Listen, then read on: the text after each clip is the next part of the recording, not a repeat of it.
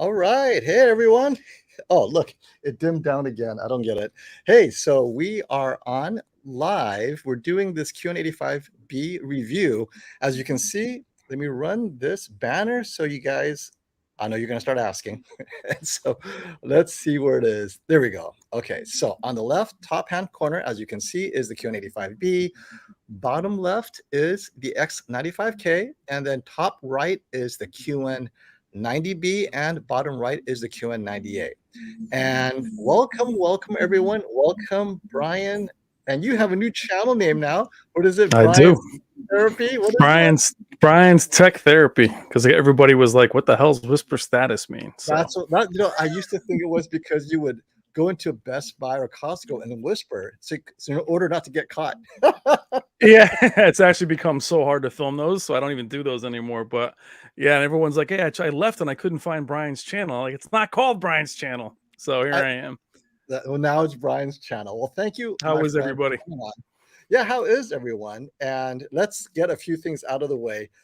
This is, for me, Samsung this year, and we talked about this, right, Brian?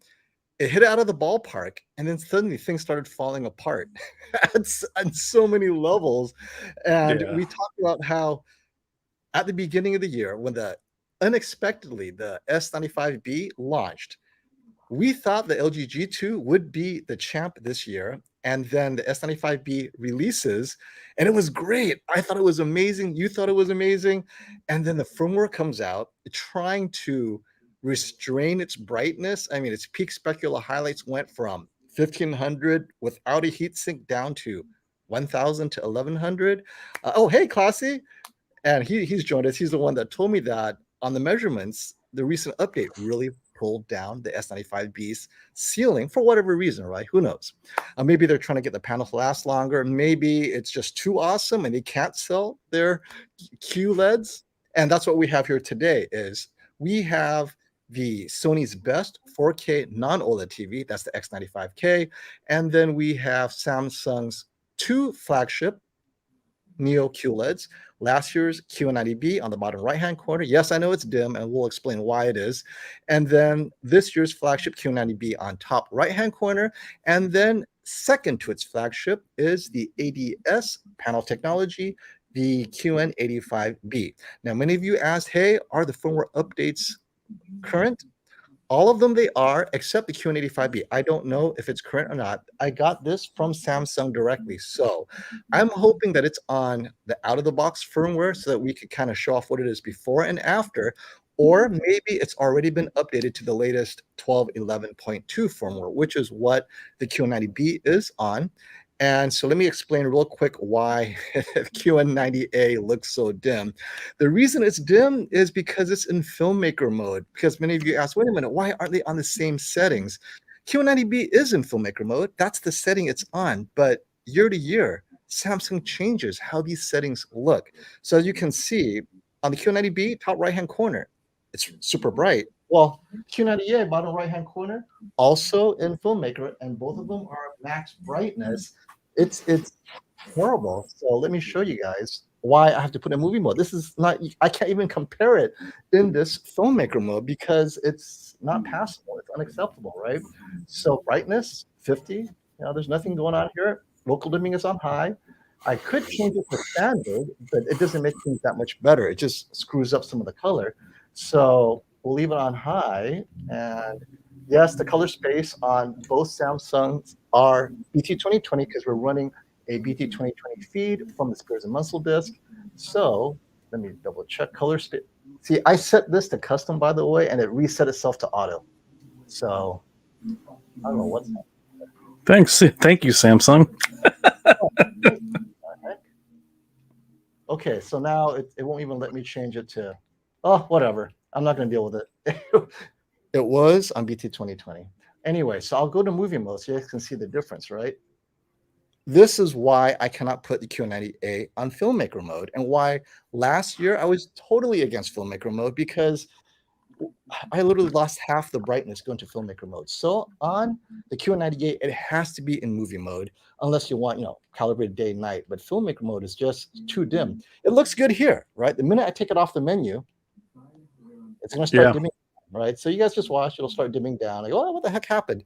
So just watch the QN90A. It's in Filmmaker now. It looks great, and then it's going to start dimming. The entire screen, or shut off completely. But so anyway, let's go through the QN85B and check out what its firmware is. How's everyone doing, right? Oh, maybe eco settings has caused this. Maybe they put on eco settings. I didn't know about it. Thanks for mentioning that. Well, while you're talking about that, I was going to tell everyone that I was working on a video today. Yeah. We said the S95B, it's been, I wouldn't say it's been crippled. It's been updated. Still looks amazing, but it's not the monster that it was at launch. You don't even need numbers to see that. When I compared it to the A80K, it's amazing how similar they looked. When we first saw the S95B against the A90J, it wasn't close. So it's very hard to recommend Samsung at any level this year on any of their TVs, unfortunately. That's, and I hate to for anything. I'm telling you, Samsung's TV had TV of the year. They had it wrapped up. It was done. Other than the A95K, I think it beats the AK lineup too. And now it's a great TV, but you're better off with the G2, which makes no sense because it wiped the floor with the G2. The problem I had with the QN90, the QN90A I thought was great. And then I'm hearing from QN90A owners like Rick, he's getting a local dimming bug that's not exactly the same as the QN90B, but he has to power cycle his TV to get rid of it now on a regular basis. I'm like, this is unacceptable, the way Samsung's firmware is, where I didn't realize there was a QN90A issue with the local dimming because I didn't have it personally, but that's just how it is. With, I don't know how to explain it. I can't even explain it. Okay, so how do you recommend a brand? How do you recommend a brand that alters image quality on a whim like that? Whether it's the QD-OLED, and someone said they should look similar. They shouldn't look similar. They're different technologies. They looked very different, the S95. But the QN90B we spoke the day you had it, you're like, yo, this is the TV to get.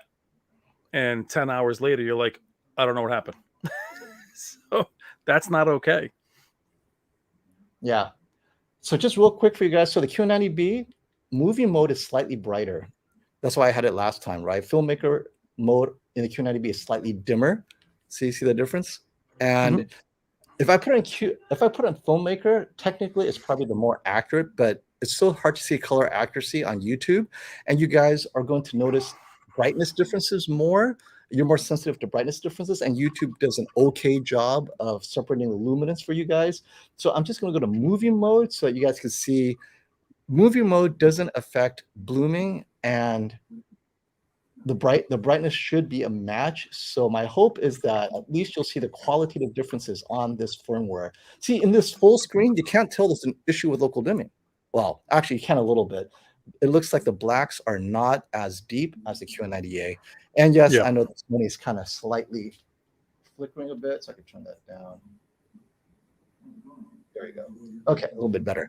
Okay, so, and then the Sony's on the most current firmware. So I'll have it on those settings. Let me real quick see what firmware the QN85B came with.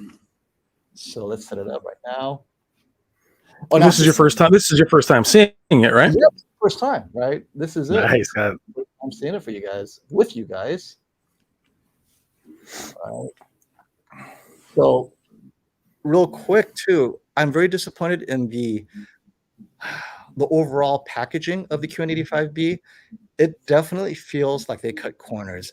The stand is much less substantial than the QN90A, but also the screws feel smaller. Everything feels a bit less well built to me. Yeah. And it just was not, I'm going to skip that.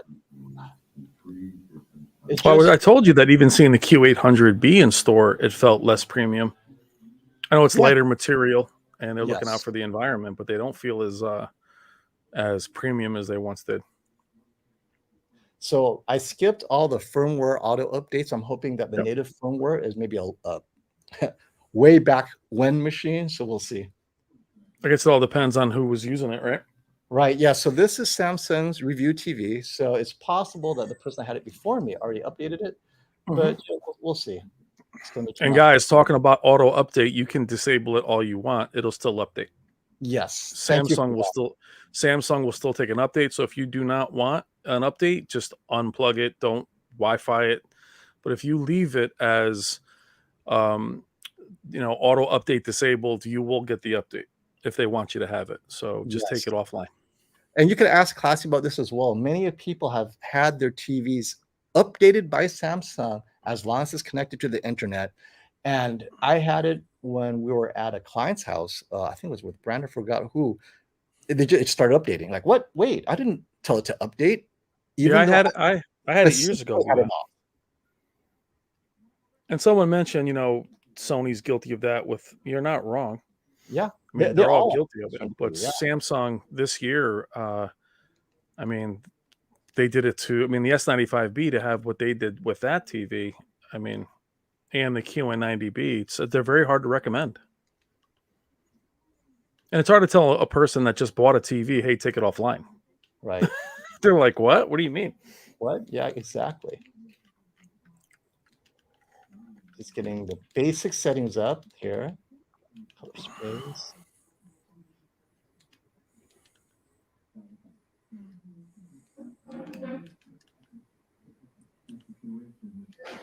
That's interesting.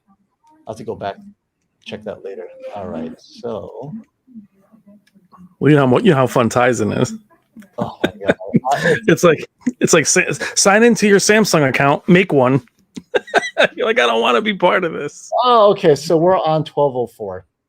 Oh, you couldn't. But you know what? You never know, right? You never know. Yeah. Current version is 1204, so we'll see how it is in 1204. All right. Let's get connected real quick. Yeah, this whole connection thing is just.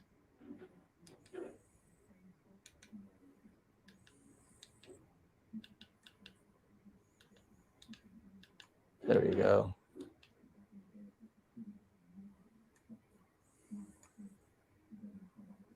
Now, before this starts, FOMO, what are your expectations for the 85? Well, we know it's an ADS panel, and based on last year's performance, head on, it should be a match to the QN90A. It's at an angle where those blooming really makes a difference. Now, it does have less dimming zones than the QN90A or the QN90B, but in content like this, it's probably going to be very similar, which it appears. Look at the Sony and the X95K on bottom. They actually look identical right now. The X95K on the bottom, the QN85B on top is very similar, right? So right now, they look very similar. And I'll turn up my exposure a little bit for you guys. And you said it's an IPS? Yes.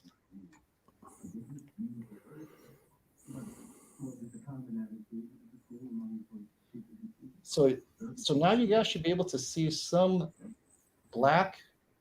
This will allow you to see how lifted the blacks are. So when I overexpose, you'll see the differences.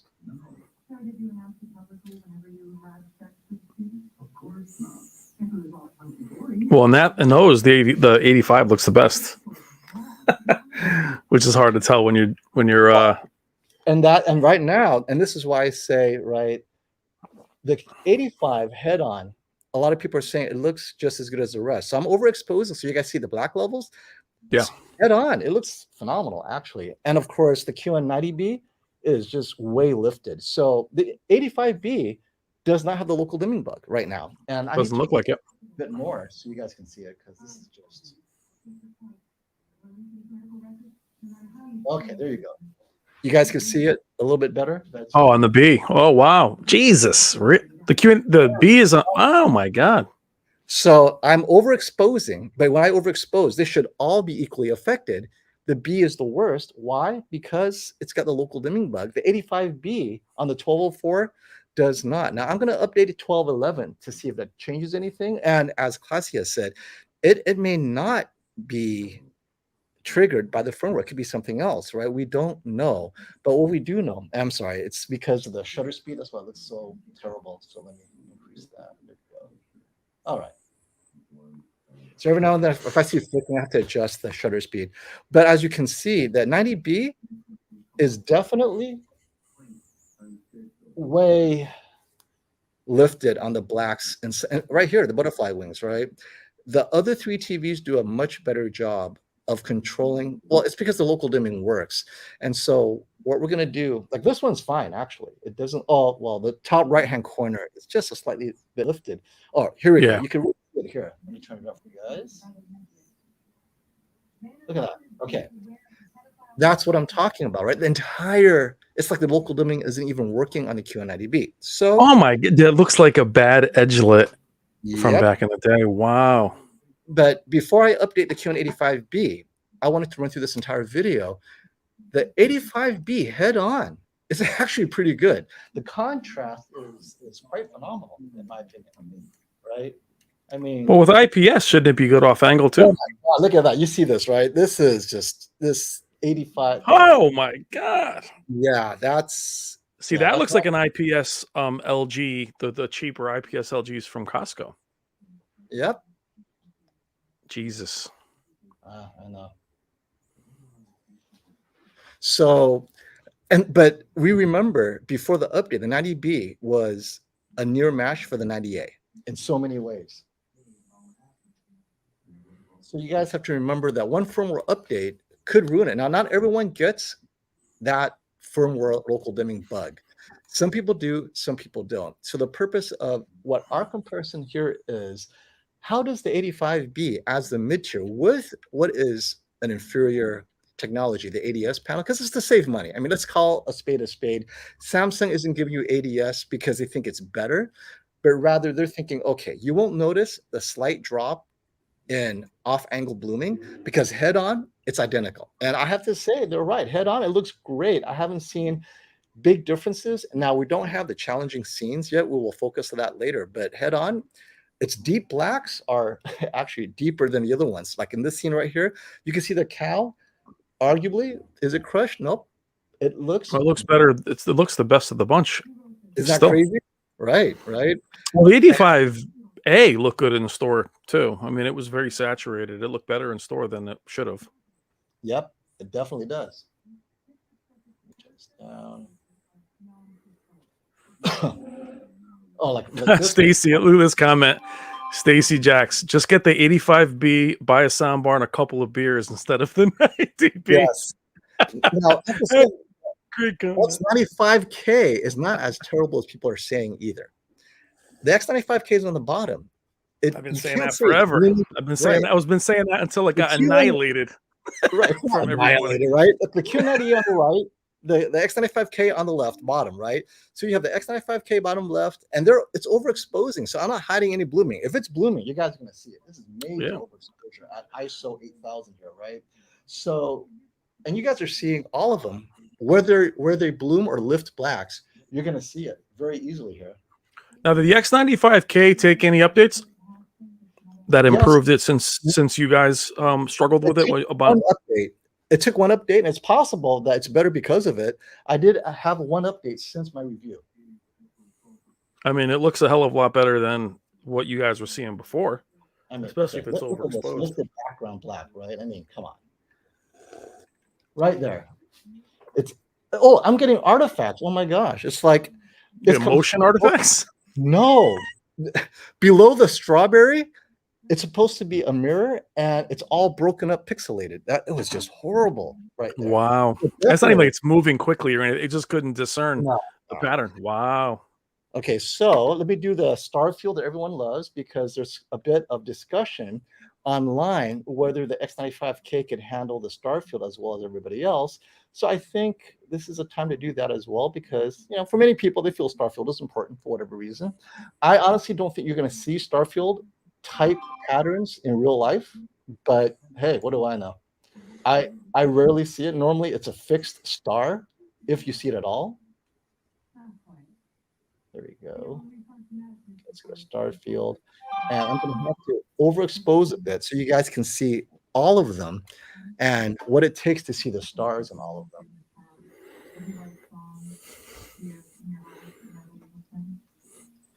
Sam suck.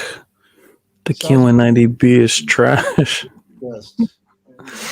Look, I'm not piling on the QN90B. We all know it's a firmware issue. It's a local dimming issue. But as you can see, the QN90A, on the bottom, and the X95K and the QN9085B. Before I'm going to update that, I'm going to bring it to 1211, see if it changes anything. But as far as the stars appearing, let me see. Okay, can you see more stars there? All right. Well, you don't see much on the X95. You see less on the 85, more on the QN90A. Right. And I don't know what the hell's going on. The QN90. I mean, the QN90B is obviously compromised. Yeah.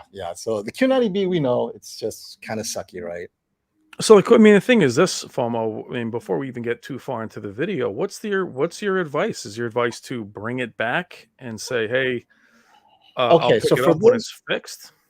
Absolutely. Here are two things, because we don't know what's wrong. We are all assuming it's a firmware problem. It's quite possible. Some argue that it's a hardware problem on the QN90B, meaning something triggers it and it can never be fixed. Now, that's a possibility. I don't know, but why not just return it and wait until we, reviewers and owners, who are willing to put up with this BS, hey, you know what? It's stable.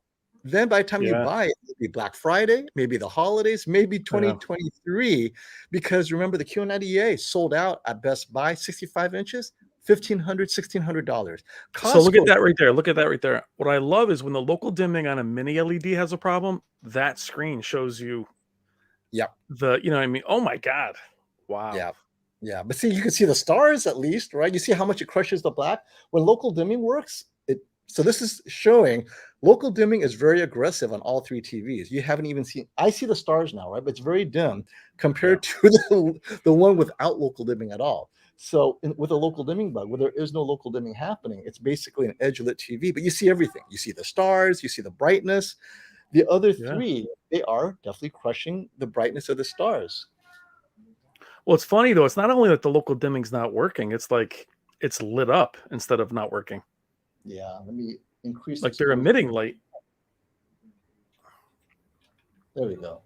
Okay, so this allows you to look at the other.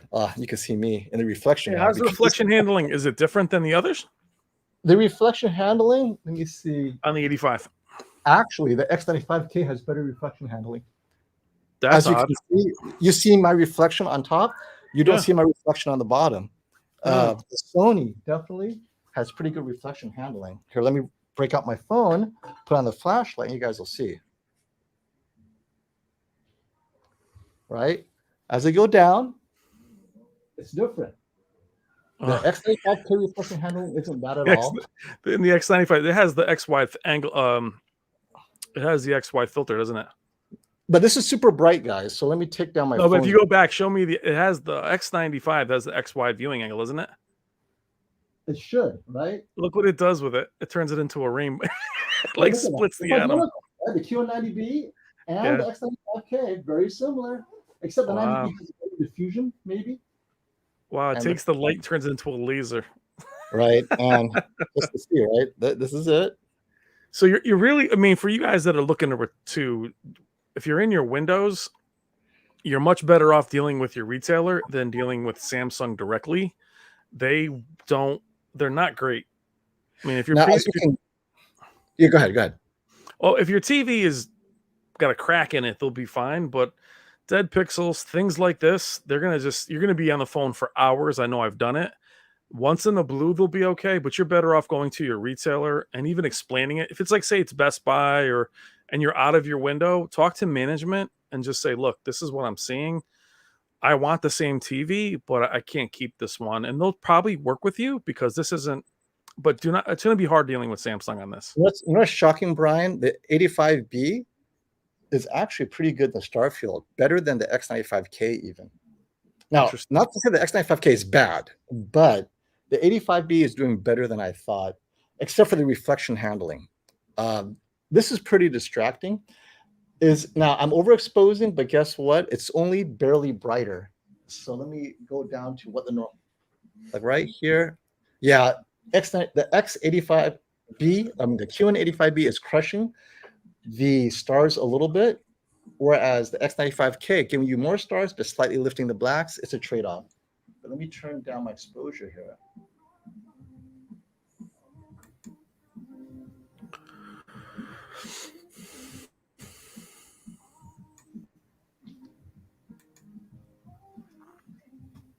I think my volume is too high, FOMO.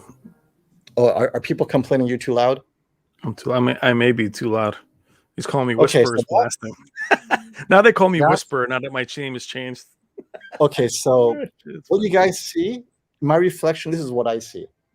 That reflection handling on the QN85B is not great. That's got some OLED reflections. Is it glossy? It's kind of gloss. I mean, it's semi-gloss maybe. It's hard to tell. I honestly don't know. I'm not a gloss kind of guy, so I can't tell. But what's funny is the X90K has a semi-gloss, and it's less of a mirror, but it like blows it up. Yeah, like it makes it almost bigger. And just a reminder, guys, not everyone with the QN90B has this local dimming bug. Some people have it possibly worse. Their TV stopped turning on, and some people don't have it at all. I happen to have it, and the most current firmware you're going to have is 12.11.2, which is in the QN90B. I'm just waiting for the next update to happen. So let's update the QN85B. Let me see if they'll do an over the air. If not, I'll do a quick USB one, but we'll see. But yeah, ask away. We're going to do some sample footage. We'll go back onto the Spears and Munsell demo. And that was on SDR, by the way. So what you guys saw was SDR content. I didn't want to challenge it too much yet, but that was SDR content that you guys saw. So I might have to do a USB. Oh, of course. Let me connect it to the internet. I'll be right back. You lost the internet service. How you guys doing? Everybody's doing well. Too many Sony fanboys and Samsung bashers. Well, John Marston, normally I would agree with you, but Samsung this year has, I mean, they won it. They had it won with the QD-OLED and with the QN90B. Oh, Ziggy, you don't have the bug? How many of you guys actually have the QN90B in the chat now, or even a Samsung? Let me know what you guys think. Because I think this year between the S95 and the QN90B, I mean, they had the LED game one and the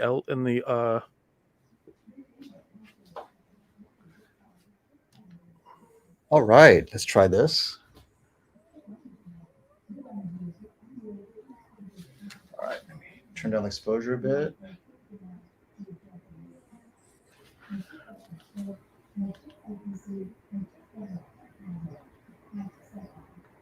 Is the volume better, everybody?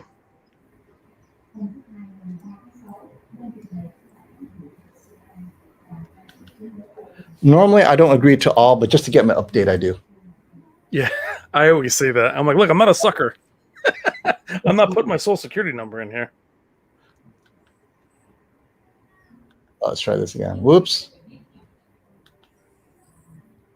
But I have to say, just what I've seen so far before the update, the QN85B, without any bugs. Oh, look, let's click yes.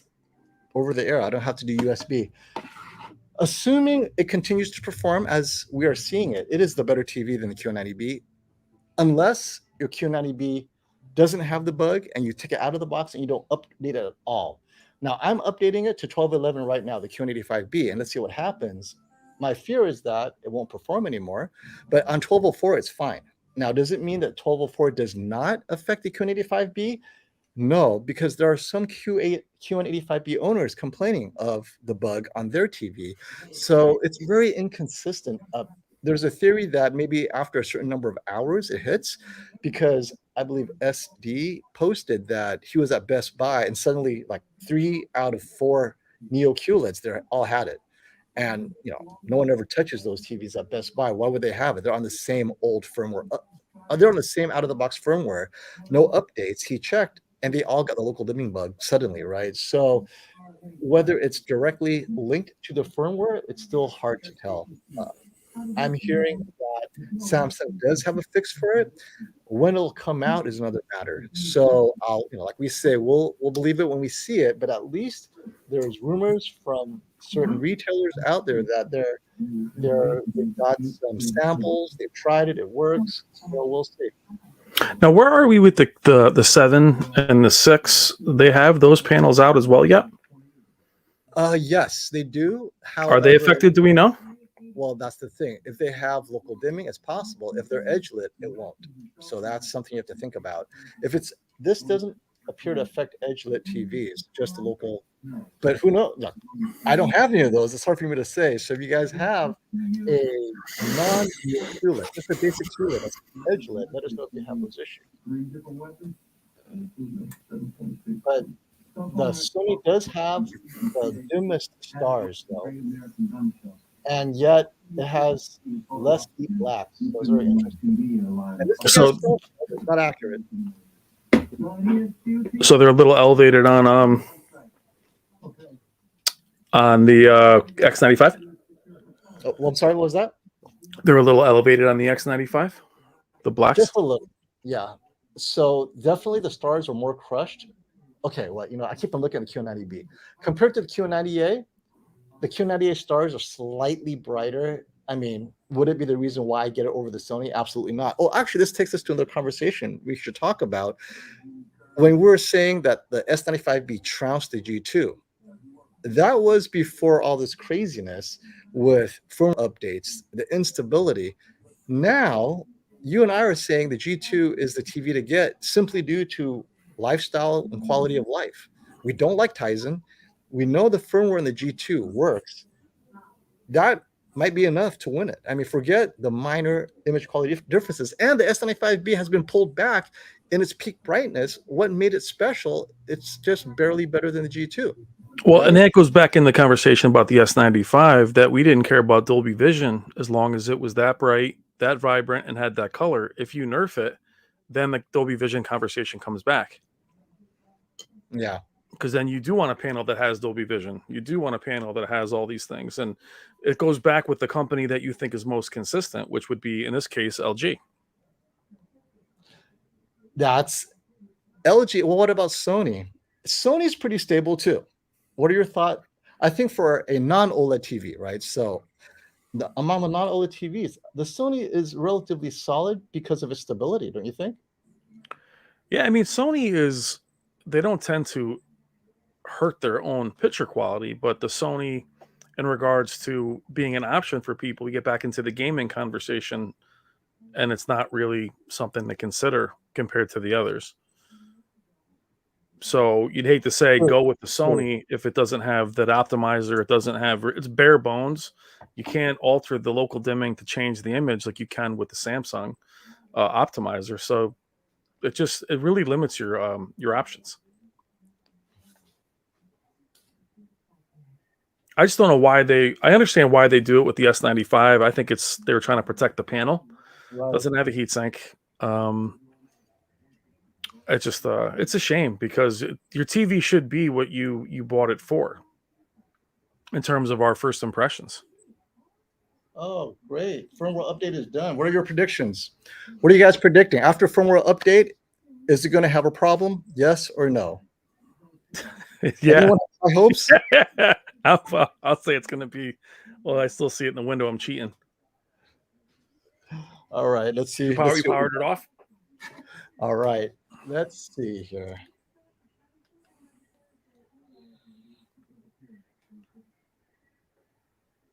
Oh, and definitely Tizen is slower this year. I mean, I'm pressing, and I have to not press again because then it screws everything up. Yeah, the lag on the new Tizen is really, oh, there we go. That works. I love when it lags, then you hit another button, and then that lags, and then you just lag yourself all the way out. I love the whole holding down the numbers to get the settings. That's awesome. We are at 1,000 nits content. Yep. Okay, so let's see. This should give us some black level testing. We're going to get there shortly. It looks good. Yeah, it does. There's more detail as far as the background than the QN90A still blows it out a little bit. There's most detail is in the QN85. There's the most detail, I think.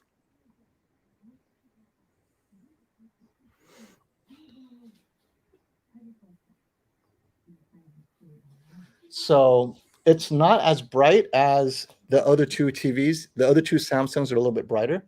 So as you can see, well, you know what? Let me double check my settings because they always change your settings after a firmware update. So let me make sure I'm in the right setting still. Yeah, the Eco gets enabled, I think, as well. Every single, yeah. Thanks for the reminder. All right. So what TVs are you all getting? I mean, based on all this craziness this year, are you guys sticking with LG? Are you moving to the Sony? Well, I mean, that's what we were discussing today on the phone. Was the G2 was this amazing, was poised to be the one because the A90J was carrying over. There was no competitor at that size, and then the S95 basically derails the whole world. And then now the G2 is back in front. Like, how does that happen when nothing new has come out? You know, the TVs were all out. It's one thing if you have a TV in first place, then another one comes out. These TVs were set up to where the S95 was clearly ahead by a wide margin, and now it looks almost too similar. When I had the A80K against it, you and I were talking on the phone to try and make it tell me what color space to be in, tell me what I'm missing. And so it looks, just real quick, the QN90A looks like the brightest in this mode. And so let me change the mode on the QN90B so you guys have options, just in case you think the QN90B in a different mode could be brighter, and it's quite possible. If I can find the QN90B looks better now. What's it in? I've lost. I think I put them both in Filmmaker. Here we go. Let's see. Oops.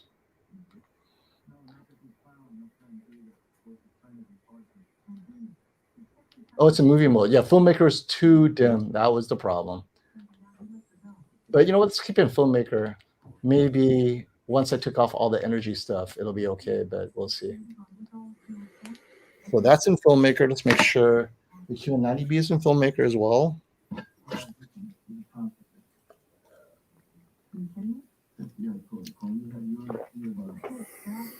Yep.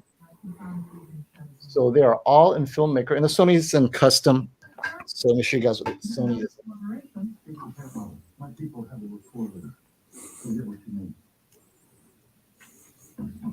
Custom brightness is max.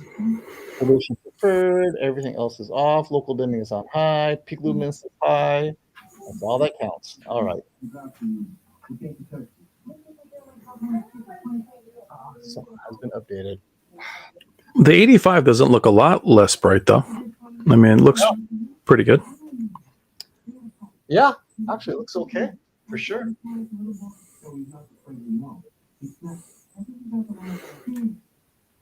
How is the? I know the 85 off angle. The A definitely had a serious amount of blooming off angle. What do you see off angle? We're saying off angle. Off angle, the top left-hand corner is darker. You notice that?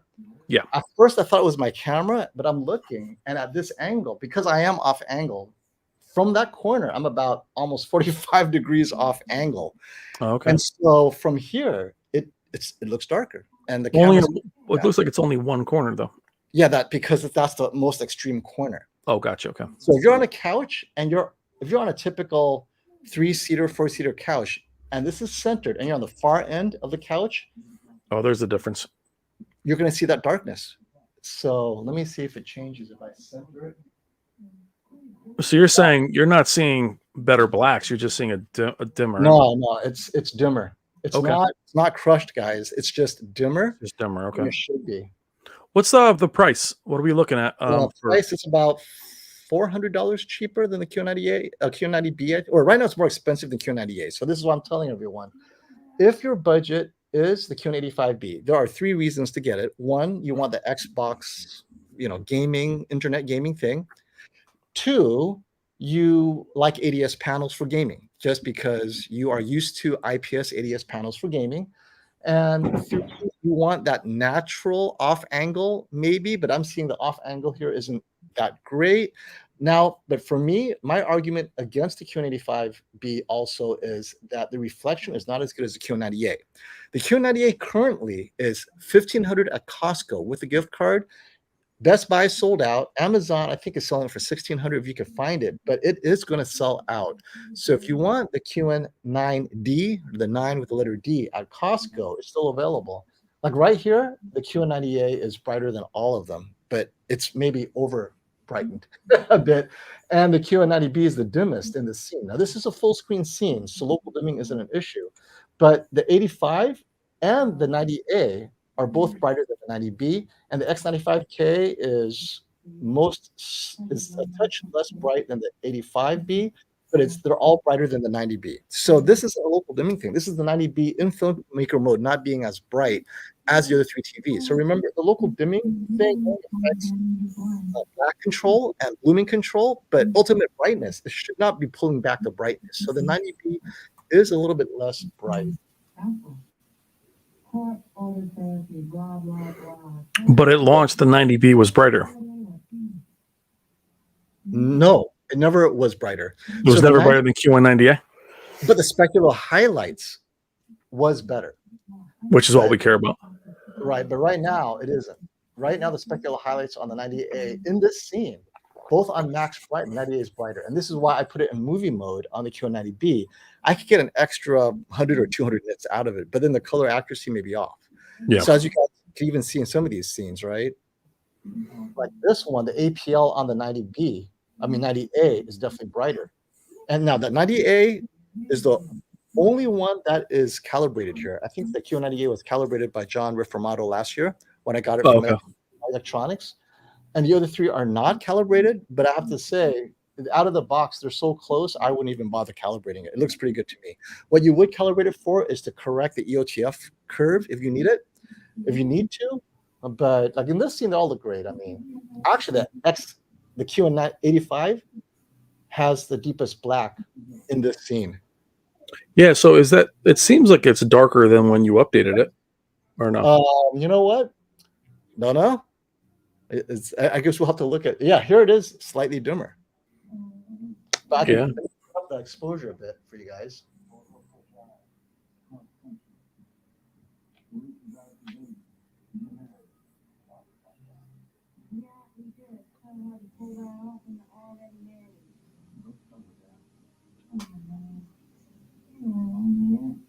All right.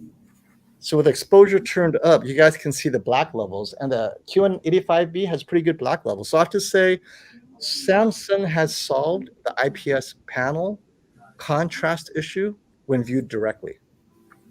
Off angle, though, you might get some screwy brightness issues, like the top left-hand corner off extreme angle. Like right here, it's actually deep blackness is a match for the X95K and the QN90A. And as we know, the QN90B has local dimming issues. It's affected right here, right? It cannot properly contrast this scene. The shadows in the rocky areas are totally lifted on the QN90B. So, but no, I'm not going to turn it off because people may just join us and go, hey, what happened to the QN90B, right? Yeah. And this is what I was talking about. I mentioned what you said, SD, and I don't know. Samsung has not come out to say that it's a hardware failure or not. So maybe it is. And if it is, can firmware fix it? So even if it's a hardware failure, the question is always, can firmware fix it? No. I would say most times not. Yeah, wow. Yeah. But look at the other three. So forget the Q90B for a moment. Look how well the 85B is doing. Yeah. In this scene. Yeah, I think once that menu goes away. Yeah, that's better. I mean, it's actually slightly better than the X95K in this instance, right? We're just talking about blooming. We're going to go to skin tones and color gradients. I have a couple of scenes to show you guys shortly, but this is to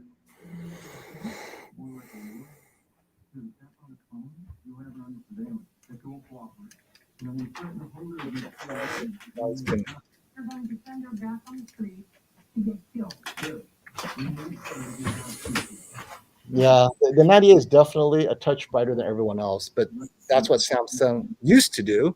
This year, Samsung is going for ultimate accuracy, so Samsung fans are not going to get this. No, why? Don't do that. So that's be true to yourself. Samsung, be true to yourself. Go wild. Do you guys want Samsung to be true to its origin? Go wild, man. Get that nuclear green. We need it. Right? The wild man, the wild animal, as D Nice calls them. We need that. We need that nuclear green.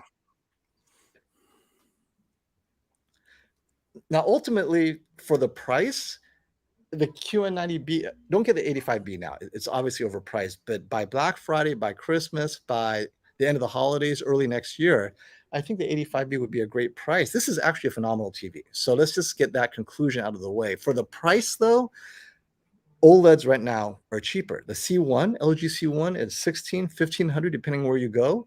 I mean, that's crazy, right? Oh, well, the reason why the 90B is brighter is because local dimming isn't working. So in case people are wondering, well, it's so bright. Imagine someone just pops in. I want the bright one. Let me order that one. Pop out. Like, oh, wait a minute. And the answer is, if it's 1211, and I just checked, 1211 does not fix it. So what 1211 does possibly is fix color accuracy if that was an issue, but it does not fix the local dimming problem. It has to be what comes after 1211. So I've had 1211 for the last 3 weeks. That's when we discovered that 1211 did nothing to fix the local dimming problem. So everyone with a local dimming problem has 1211 as well. And nope, doesn't fix it. It would have to come after 1211. So yeah. But what are your thoughts, Brian, about what you're seeing so far, the QN85B? I mean, we talked about the QN85A last year when it showed up. I think we both initially thought it was a Costco 80, and then we were both surprised by, oh, it's an IPS, but why is it so saturated? And why does it look so vibrant if it's IPS? And but off angle, the blooming was pretty hardcore. But for the money, I thought it was great. But so far, I'm happy with it. I saw it in store, but its store mode was definitely more saturated than the others that were there. And I don't know if that's on purpose to make it look store mode. You can't alter the store mode; it's retail mode. But I'm happy with it. I do feel it's a little dim for my liking in comparison in some of these shots. I love Ron's comment. It's up, Ron. This goes back to what we're talking about. Our hair was on fire over the S95B, the excitement. Yeah. Well, originally it was the excitement about the G2. Before anything launched, we were saying the G2 is going to nail it this year. Yeah. And then the S95B came out of nowhere, just totally raising all of our expectations. Yep. Suddenly the G2 was already obsolete before it was even released, right? It was dead on arrival. That's why I only did a few videos on it. Yeah. I mean, guys, I had the G2 3 weeks before anybody else, so I could have done 1,000 videos on it, but the S95 made it, no one cared. But now at the end of the year, the LG G2 is going to be the pick. I mean, S95 is still great, but what set it apart is how different it looked. And then they did the firmware update on the S95B, and it's no longer the nuclear TV that we had out of the box on that live stream. It is not the same TV. No. Those of you who haven't bought a TV and you get the S95B, don't update anything. Leave it unplugged. Well, the challenge with the S95B is I think everyone that hears us talking says, well, hey, they made it more accurate. I mean, the S95B was pretty accurate when it was running wild. It had some saturation, but you weren't looking at it saying, oh my God, that thing's awful. But I know the last few times I've seen it and I compared it to other OLEDs, it did not look different enough. It did not look different enough to say, I'm going to trust Samsung. And I honestly can't recommend any of their products right now. Because you don't know what's going to happen next. I mean, even saying, hey, if you grab a QN90A, you'll be all set. I can't say that. I don't know that that's going to be the case. Ziggy's still rocking the KS8000. Nice, Ziggy. Yep. Legendary. I have to say the QN85B is a well-priced TV, but I know where Samsung cut the corners, and for sure it's cosmetically it doesn't have the same feel of a premium TV, and you guys just have to know that. And it's the same with the Sony X90K, by the way. Absolutely. Yeah, the X90K, it's a little better build quality than last year's X90J, but not by a ton. Yeah. Okay, so what will so now we see, oh, this is a great one. Let me turn up the exposure on this one.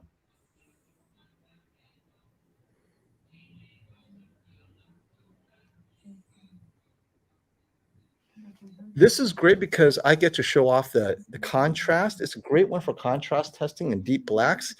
And I have to say, the QN85B holds its own against the X95K, possibly slightly deeper blacks, and against the QN98, which is known for crushing the blacks even. So those of you who don't want blooming on angle, this is on angle, then the QN85B is actually pretty good for the price. Now, you are losing this and that, right? But you're saving a whole lot of money. Yeah, which is, I mean, then we get into the, can you, what's the size availability on the 85? Do we know? All sizes the QN90B has. Oh, okay. So then that goes into that same conversation of, do we buy a larger, cheaper 85 with that extra money? Or buy last year's Q98 if that's available. Yeah, they're almost gone though, I think. I don't recommend buying them where you can't, you know. Oh, is Leo blocked? I didn't know he was blocked. I'm sorry. This is Leo. So you have blocked me. Well, what's up, Leo? Madonna is queen. That's a good name. Leo's a good person. Hey, can you type something, Brian? I'm giving you, or Classy has rights too. Let me give you the hammer is what they used to call it, right? You took my rights away? No, do you have the rights? You should have it, right? I don't think so. Or someone with the rights, can you give? Because I didn't block. Oh no, I do have the rights. Let's see. Where is the Queen? Oh, Leo 7 Fire. Oh, but he's his Leo 7. No, I don't see. I mean, his is obviously. I don't see the Leo 7 on fire blocked. Oh, you know what? I'll have to go into my other settings. Let me see. Sorry, buddy. It definitely isn't me though. Let me see. It's not me. Leo 7 Fire is the man. Yeah.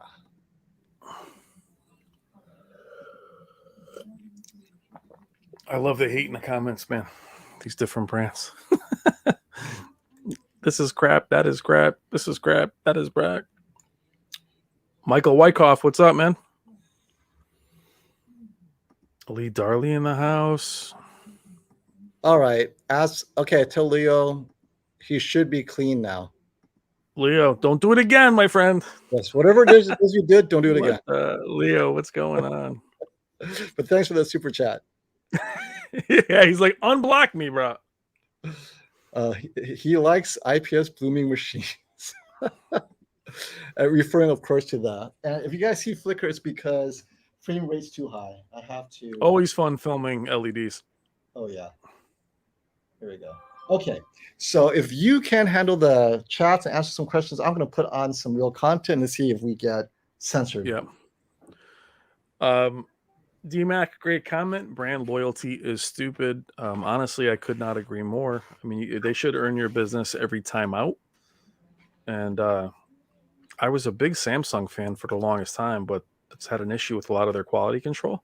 But this year, they brought me back in. I was all Samsung this year, just showing what we're talking about is bringing you back in and showing you they can win it. And they just very hard to recommend them right now because the time you're losing, the time that you're losing with these TVs being compromised is real time. I mean, that's time out of your life. I tell you, troubleshooting these things. Oh, that's the worst. It's about 2-3 hours out of your weekend, and only to discover there's nothing you can do about it. Nothing you do. Oh, yeah, you're unplugging cables. You're checking color space. It's really. You got a super chat from Trevor. Oh, here, let me take this on here so we don't get in trouble. Take this down temporarily. Oh, does that work? You can minimize.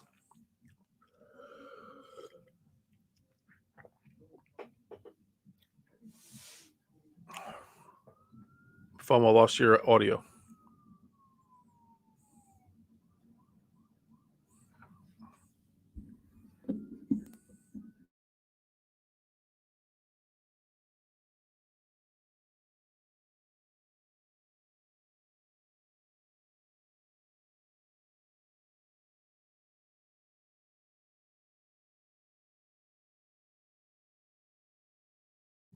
Okay, there we go.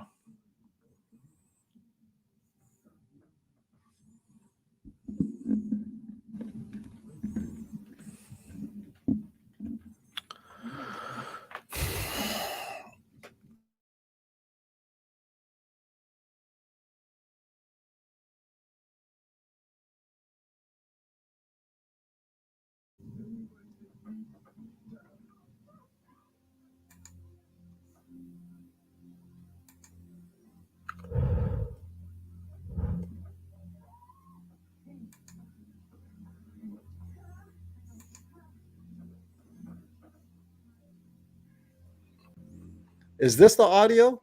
Oh, there we go. Okay. Oh my God. Okay, so the audio is linked to this one.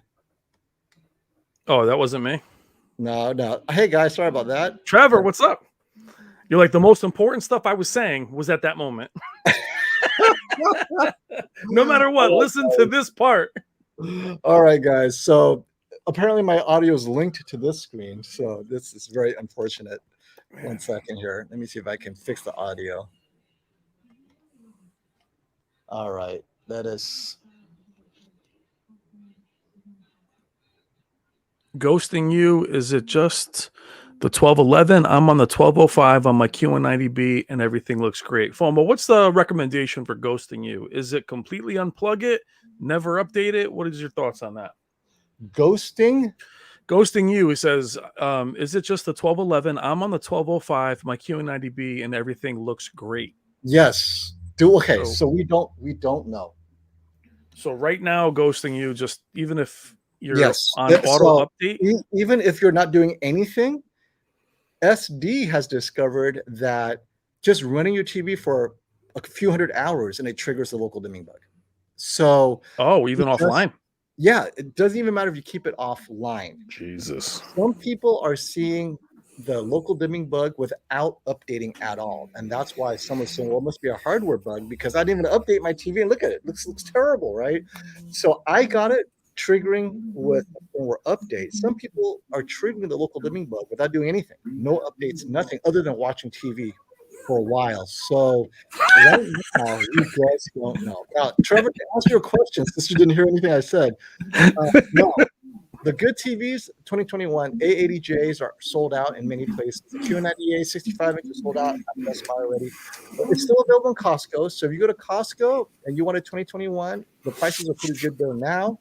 If you wait till Prime Day, you risk it not being available anymore. And you might save an extra $100. So something to think about. I think it's very close to the bottom clearance price. I say if you're going to get it, this is a good time to get it. You won't be saving that much more, I don't believe. And my audio is back. Thank you, Michael. All right, let's get on. Yeah, Luke, in filmmaker mode, yes, the S95B has changed, but every preset is different from when I saw it when it first came out. So it's not just one preset. Because I saw it just after launch and then have seen it, and I went in all the presets. They weren't, I mean, still look beautiful, but it wasn't as bright as when it first came out. The last update affected filmmaker mode. Am I correct in that, Foma? Okay, I apologize. I wasn't listening. What was that? Luke here said that it's only the one preset, filmmaker mode, but that was just the last update. The ones that I've seen were updated a couple times, and they're not as bright. And every preset, not just filmmaker mode. About S95B? So Classy might be able to share what his measurements are, but he said that after the S95B's 1211 update, peak specular highlights in its most accurate mode was taken down 500 nits almost, right? That's just unacceptable. Now, is it in all the other modes? It's likely it's in all the modes. Because I compared it in movie, I compared it in standard. It was very close to the A80K, and the 80K is nowhere near as bright as the S95B, at least when it first came out.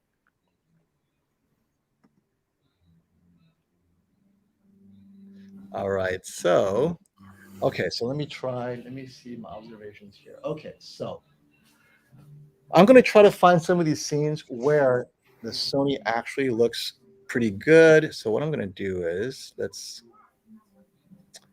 do this. I'm going to make you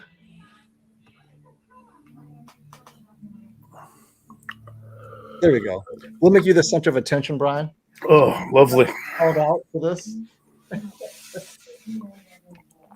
Let's see. Yes, Leo, we see you, my friend.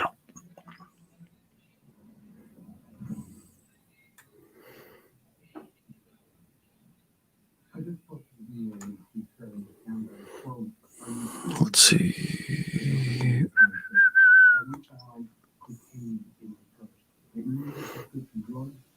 All right, so real quick, I'm going to pause right here.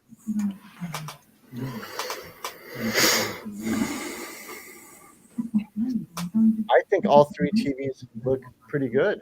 X95K, QN90. This is one I like to test because it's the reverse of blooming. So I'm going to turn it up a little bit so you guys can see. Man.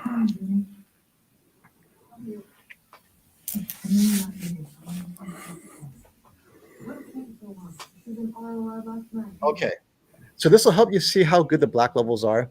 Obviously, the QN90B is just, it doesn't know how to do black levels because of the local dimming bug. But if you look at the QN90A, which is my standard for black level control among LCD TVs, all three TVs do this really well. Because this scene, you have to be able to make sure your gradient details, the shadow details, and the blacks are deep enough so you can see it. And if I overexpose, you guys can see that. I think the X95K, QN85B, and the X95K pretty good. What's funny is the QN85B took a while for you to be able to overexpose it. Yeah. So is it that much dimmer in person, or is it? Let me just blast a little bit more. Okay, Luke, if that's what Luke says right. the S95B is the same, then you win, man. But I guess So here's true. the thing. Oh my God. You notice the black bars on the QN85B is impressively as dark as the QN90A. That's what Samsung does so well. Sony, whatever. And again, I'm overexposing, so the black bars are not that lifted. It's just to show you the difference in technology between the 85B and the 90A. Same family of technologies from Samsung, and the Sony is focusing on something else, right? They are okay with slight blooming and lifted black on the edges of the black bar in return for better color gradients elsewhere. The problem for Sony is that the other two TVs are so good with color gradients, it's hard to find obvious scenes where you're like, Sony nailed it right here. It was worth the raised black bars.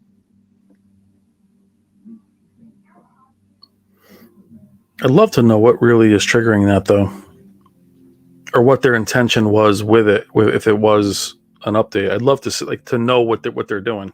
Right, I would too. I mean, their statement is they want more color detail, more color gradient, and there are some scenes where it could be the case. I'm looking for those scenes right now. There were a couple. They're like, I'm gonna bet the color better by removing it all and starting from scratch. We're gonna take it all out. It's normally in a saturated where there's just crazy color gradients. So I'll go into the next scene. Because when it's oversaturated like this, they all look the same. Yeah. So this one, you have more color gradients on the walls and everything, right? So let me bring that back out.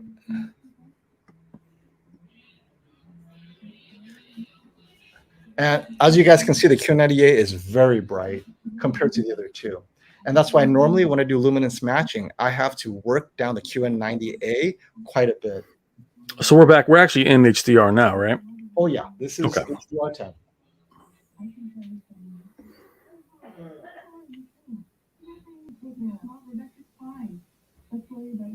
Yeah, it's interesting with the 85, though. As soon as you start dimming things, it does dim pretty rapidly.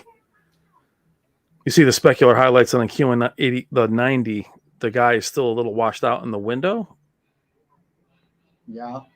But it gets, like to your point, I'm not sure if that's more detail or crushing it, or it's just not that bright. I'll tell you the contrast on the QN85B is a little bit better than the Sony X95K. Interesting. Yeah, the overall contrast is The On Sony, an IPS? yeah, the IPS Wow. contrast is better. The Sony is a touch washed out. And the reason why the QN90A looks washed out is because it's just way too bright. So let me bring it down a bit so that it's kind of luminance matched, because at this point, the QN90A doesn't look washed out. It's because it's just too bright. So I'm going to bring it down so it matches the other two.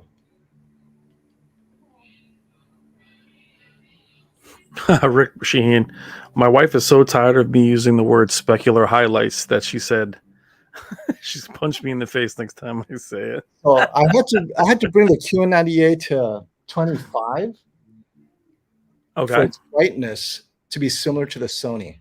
So it's now at 25 and the Sony's at maximum. That's how bright the QN90A gets. Wow. For those who need the extra brightness.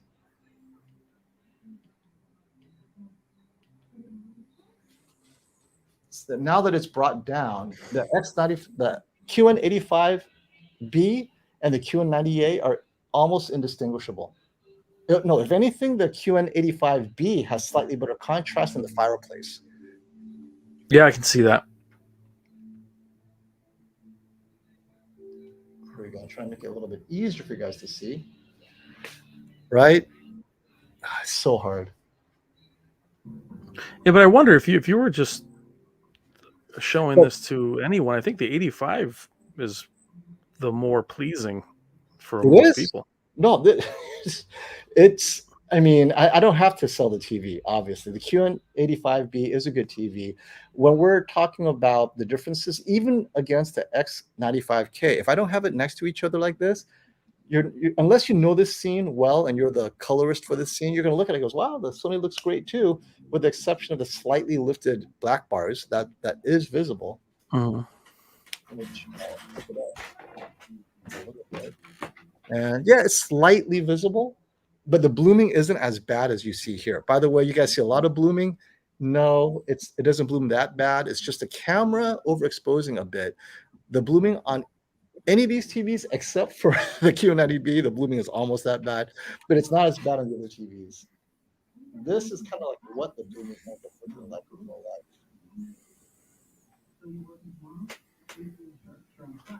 Yeah, it's more like that. That's Man, the Q90B still has that leakage. Yep. That the others don't. It's just very bright. And I'm at 25, by the way. So. Oh wow. Yeah, you got to take the brightness down to 25 for this scene to match the other two. The other two TVs are max bright, so people don't understand. Well, what do you mean the QN90 is so bright? This is what I mean. What a mess, man.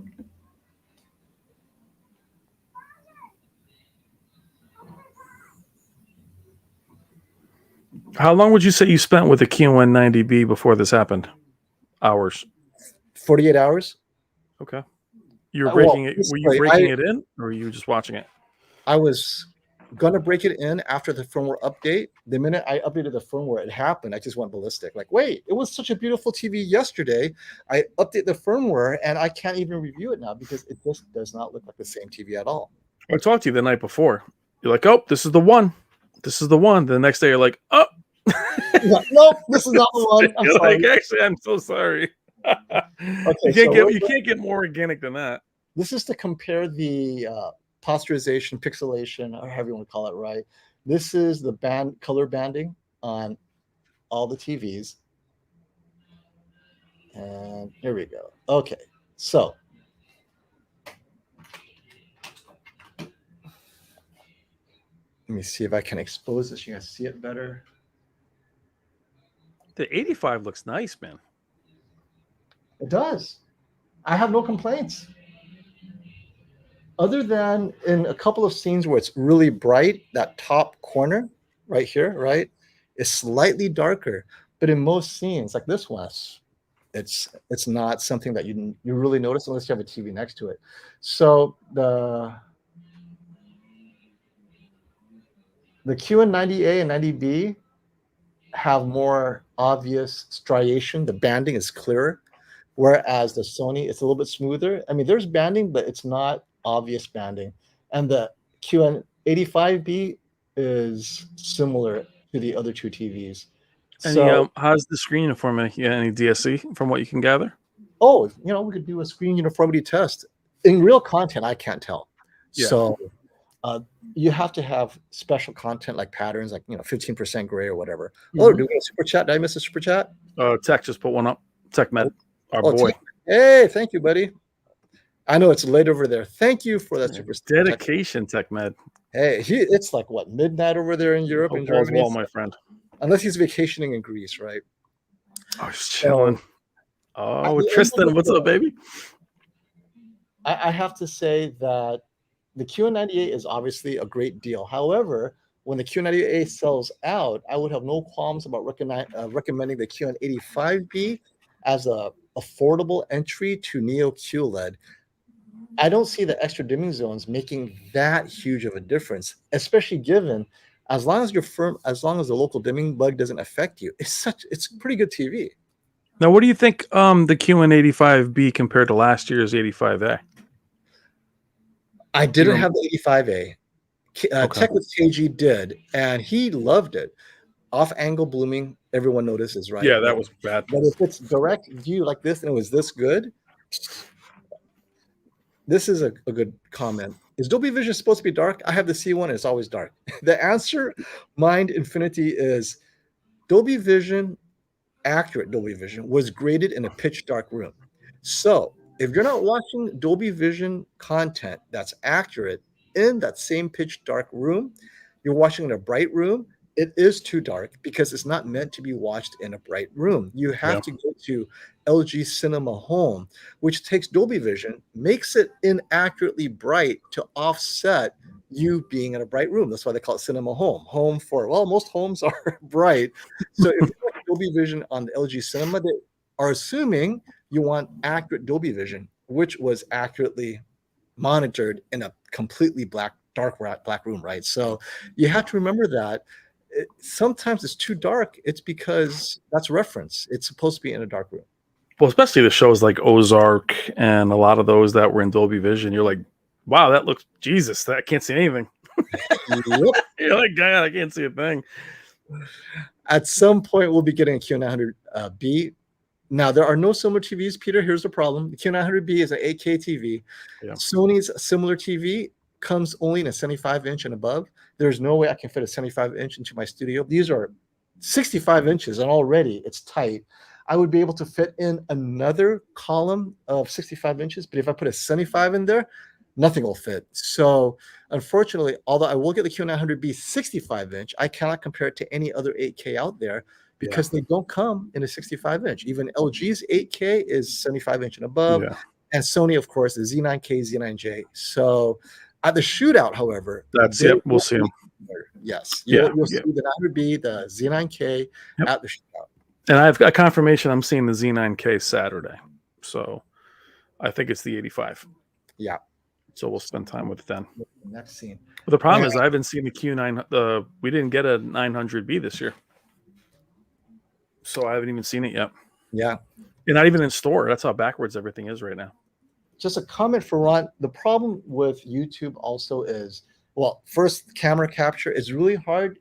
If something is a little bit too bright, I have to underexpose so that you can see whether or not the lights are bleeding. So if I underexpose this, let's see if you still think it's bleeding, because by underexposing, you kind of get a feel for what it is like.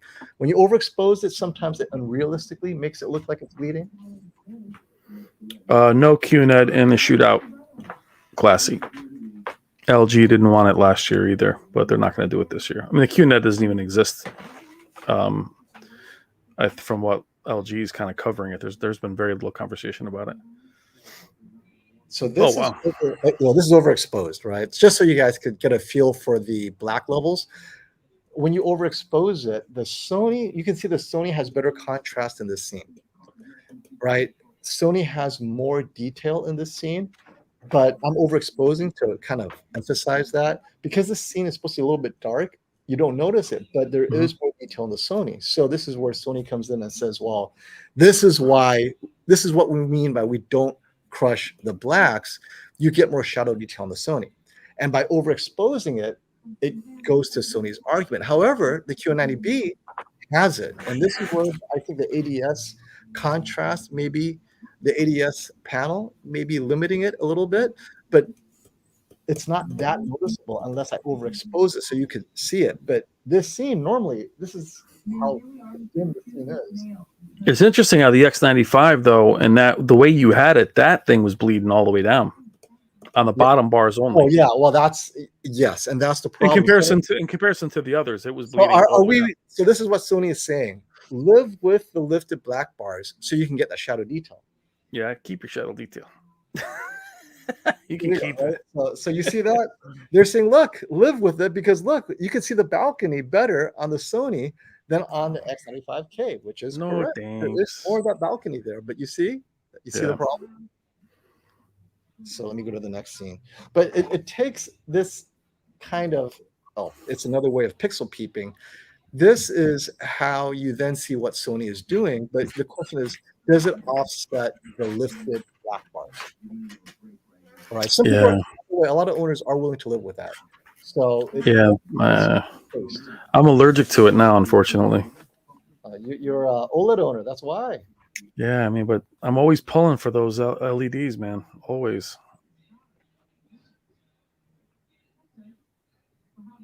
So this is one where the brightest one is definitely the QN90B.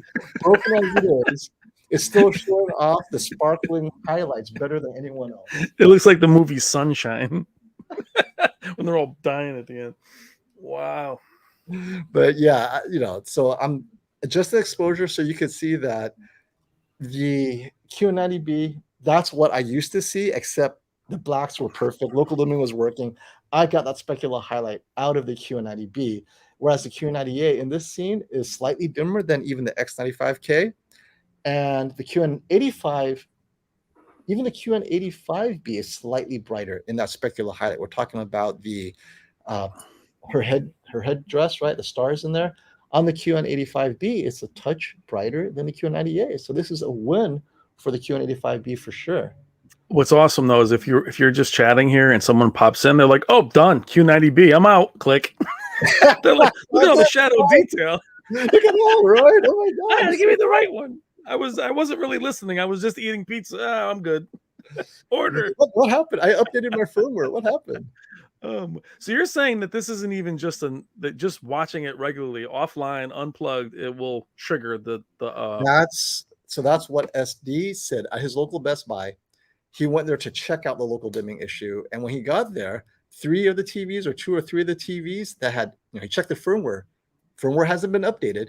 They all had broken local dimming, very much like this. I go, well, then it's not the firmware. It's the TV hardware failing from the get-go. It's just a matter of how long do you play the TV before it fails completely? And that concerns me greatly, because can firmware fix that? Now, it might be able to, because we don't know the nature of the fail. It could be a software fail too. But if a hardware failure, it's like, software typically can't fix like a circuit board. Send in that software update with the solder. Don't get, I hate to say it, wait, but you get to save money. Don't rush into getting a Samsung. The 2021s are fine, because after a year, the owner's forum will tell you exactly if it's still an issue. But the 2022s, hold off. There's no rush. But now, this looks great. I've updated it from 1204. It didn't look broken to 1211. And the QN85B looks great. But if it only takes time before it breaks, and this only has, let's say, 80 hours on it, maybe at hour 200, suddenly everything falls apart. Yeah. Well, the funny thing is, you and I always say, like, yeah, hang back, take your time. And you're like, we're in the position to say that because my TV's behind me. It's fine. It's when you're really in the market, this is a really hard year.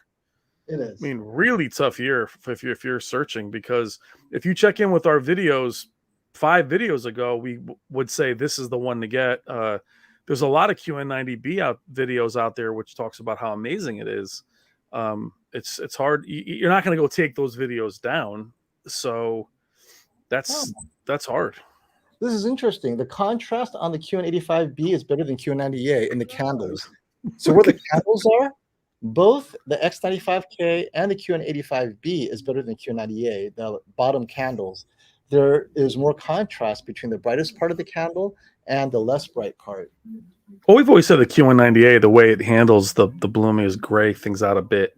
Yeah. You know, In the which is brightest areas, it cannot do it. It's in the dark areas, right?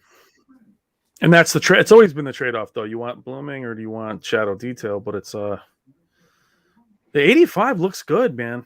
I'm a believer. I'm a believer. It looks good. I mean, it's yeah.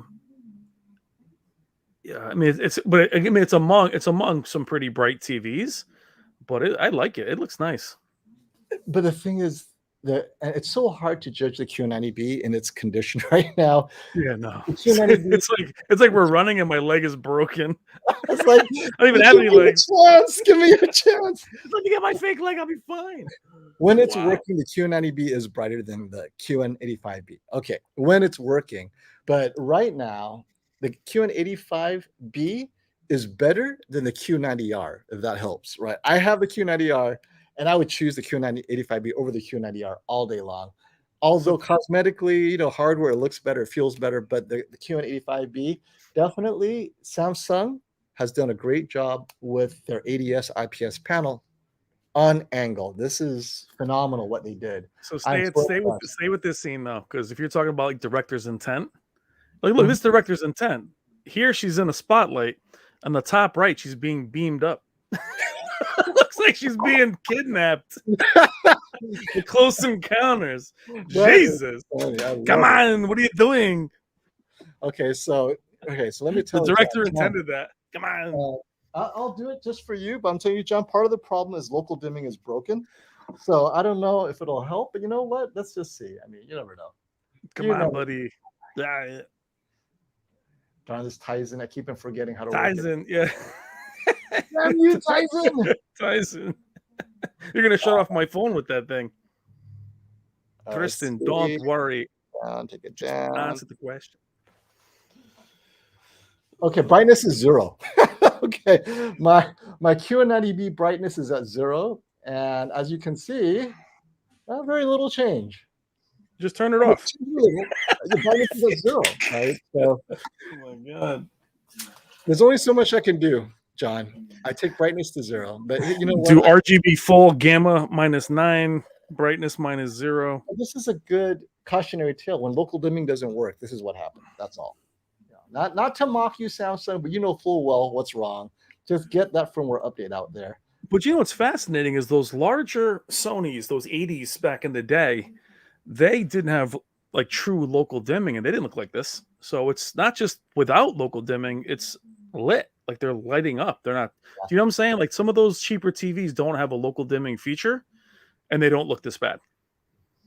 You know the Sonys I'm talking about from a couple of years ago, those Sony 80 series. No, but they didn't have local dimming. They didn't look like this. So this is not just no local dimming. This is like powered local dimming. Like it's actually adding light. Yeah.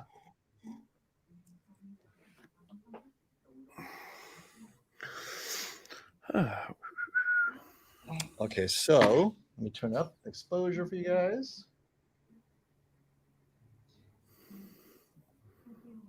Hugh Jackman, come on, Hugh.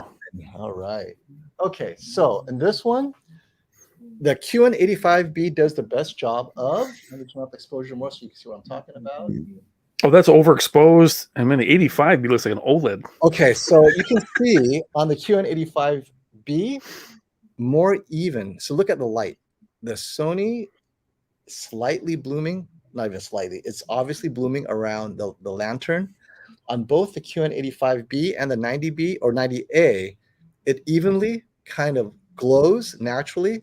And this is the complaint about the Sony, is in these scenes where you have, and this is HDR, so the Sony doesn't handle extreme HDR scenes well. And this is a scene it doesn't handle well. Whereas, call me shocked, but the QN85B, even though it's an IPS ADS panel, it's a near match for the QN90A. There's a great comment here that said, where was it? It said, James Campbell, stop the phone. I have a 3D Sony from 2011 that looks better than some of these. That's true, but that was before there was HDR. So yes, a lot of your old LCDs were nowhere near as bright. I know you think they are, but there wasn't HDR, so they all looked better. Yeah. Close Encounters, come on, James. But when you, I guess my point is, when you would notice blotchiness on those older LEDs or LCDs. It was in loading screens, but that was because there wasn't HDR. HDR has really been the culprit behind a lot of the things we see. Banding, you didn't notice that as much until HDR came out, especially on OLEDs. All right, so people want to see, what if I unleashed the brightness on the QN90A, and now you guys are going to see its full power here. It is just way bright, right? So if I adjusted the exposure to match the QN90A, oh my god, look how dim everything else goes, right? So this is actually QN90A, and the QN90A is a great TV for a bright room. That's what we've always said. Everything else is as bright as the X95K can get. The QN90A gets brighter in real content. On test patterns, I know the X95K is killing it, but this is real content, and there's so much more headroom on the QN90A. The Sony has been at max brightness this whole time, as well as the QN85B.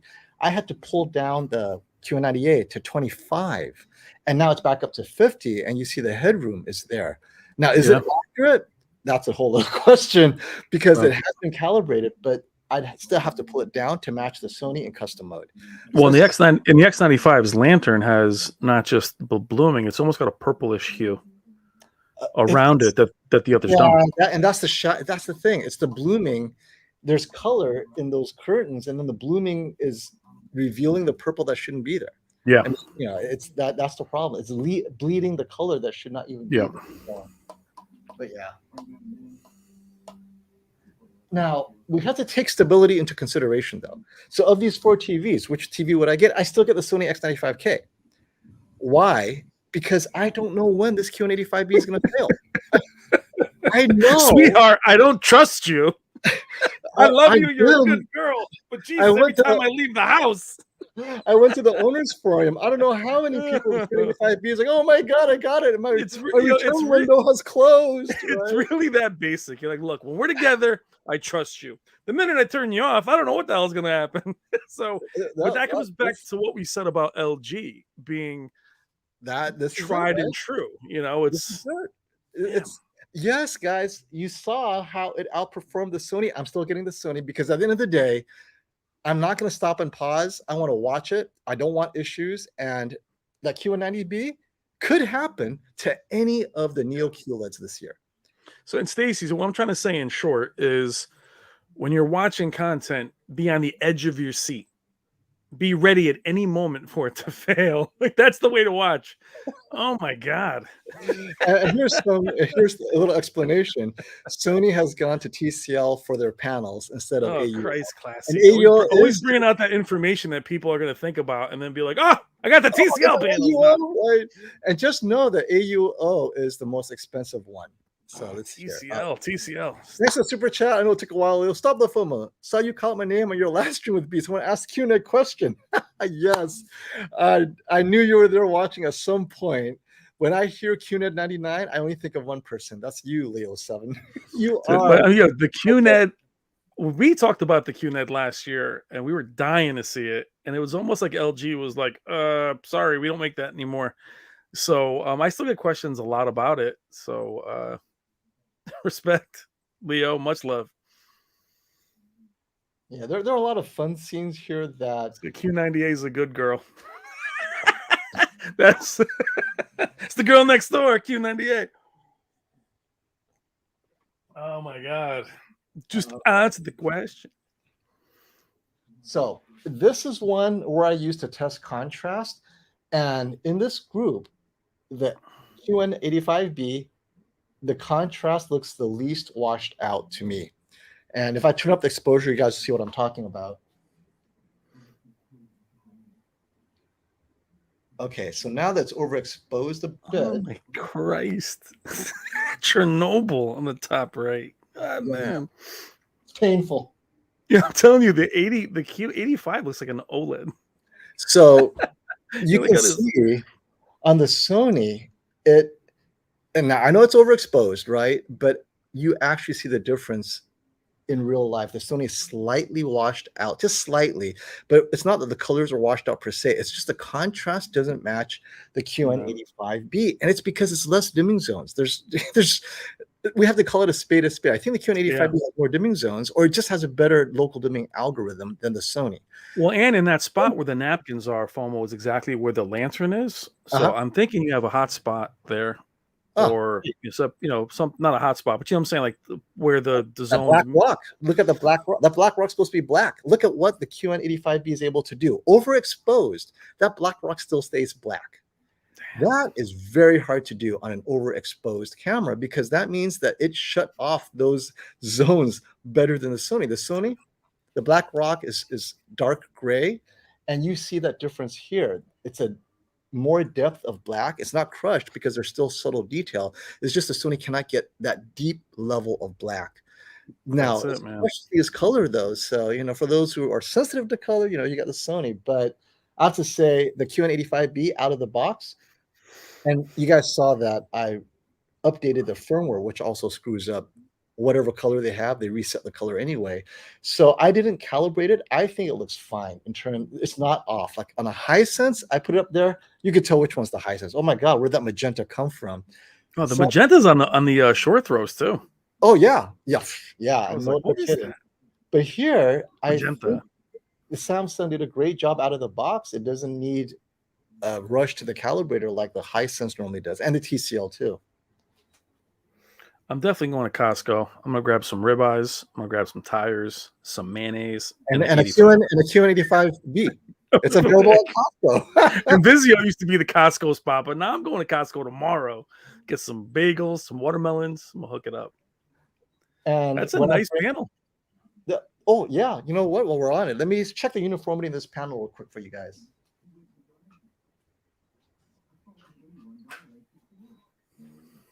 Man, even when there's nothing on the screen, you can see the lightness of the 90B. And this is why all of us, when I say all of us, I mean reviewers, we tell everyone to get an OLED. It's not because OLED is anything special other than you avoid a lot of these issues. There's no local dimming in OLED, right? Yeah. Panel uniformity is consistently better on OLED on average than non-OLED panels. Those two are quality of life. And if you're afraid of Tizen, well, don't get the QD-OLED. Get the LG G2, C1, C2, G1, Sony A80J, A80K, A90J. I mean, have OLED options. I mean, other than that one instance where I see banding on OLEDs, all OLEDs, in those that weird HDR 5%, 15% gray. Otherwise, they're great. Yep.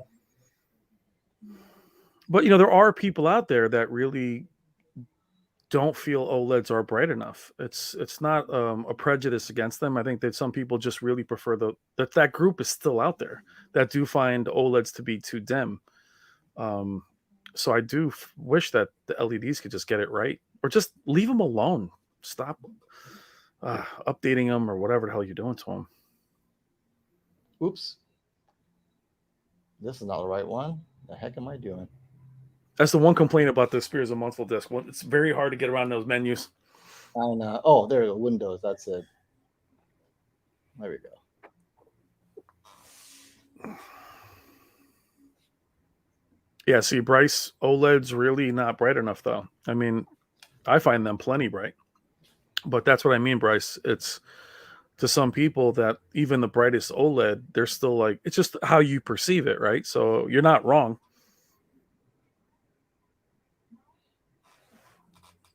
That's what's interesting in the conversations we have, Bryce, is that some people are like, oh, you're wrong. It's not. If that's how you feel, it's how you feel. Broken the QN90B is. So this is. Oh, that's beautiful design. What is that? Artwork. This is 15% gray. So, checking for uniformity. And by the way, the QN85B looks fine. It's uniformity. The best one is the X95K has the best uniformity here. Yeah, you have some slight banding on the right. Yeah. The right, a little hot spot there. And yeah, you got some banding on the right. Yeah, just a little bit, right? QN90 is just showing that your local dimming is just busted. Oh yeah, no, that clearly you could see where it's busted. It's like a Monet. What happened? Would you put the frame up there, baby? Put the frame up itself. What happened? What just happened? It just fixed itself. Rocking a Monet. So right there, the QN90B did something to fix itself. I don't know what it did, but it looks a little. it looks a touch better, but yeah. And then the QN90A is, I mean, this is average DSE. I mean, actually, it's a little bit above average. The Q90 actually isn't bad. This is hand picked by Valley Electronics. It's pretty good.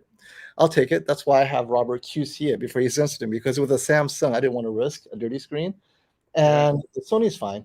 Well, the DSC test we do with Electronics is like the sand. It's a sand moving vertically, moving horizontally, just to see if it lines up and creates DSC. So, that's a good one. This is super bright. I think this is for projectors. So let me get out of here. Who had a question real quick about? Where was it? Stacy Jacks, would you rather have a 55-inch C2 or 65-inch C1? C1 all day. Well, let's do a 4,000.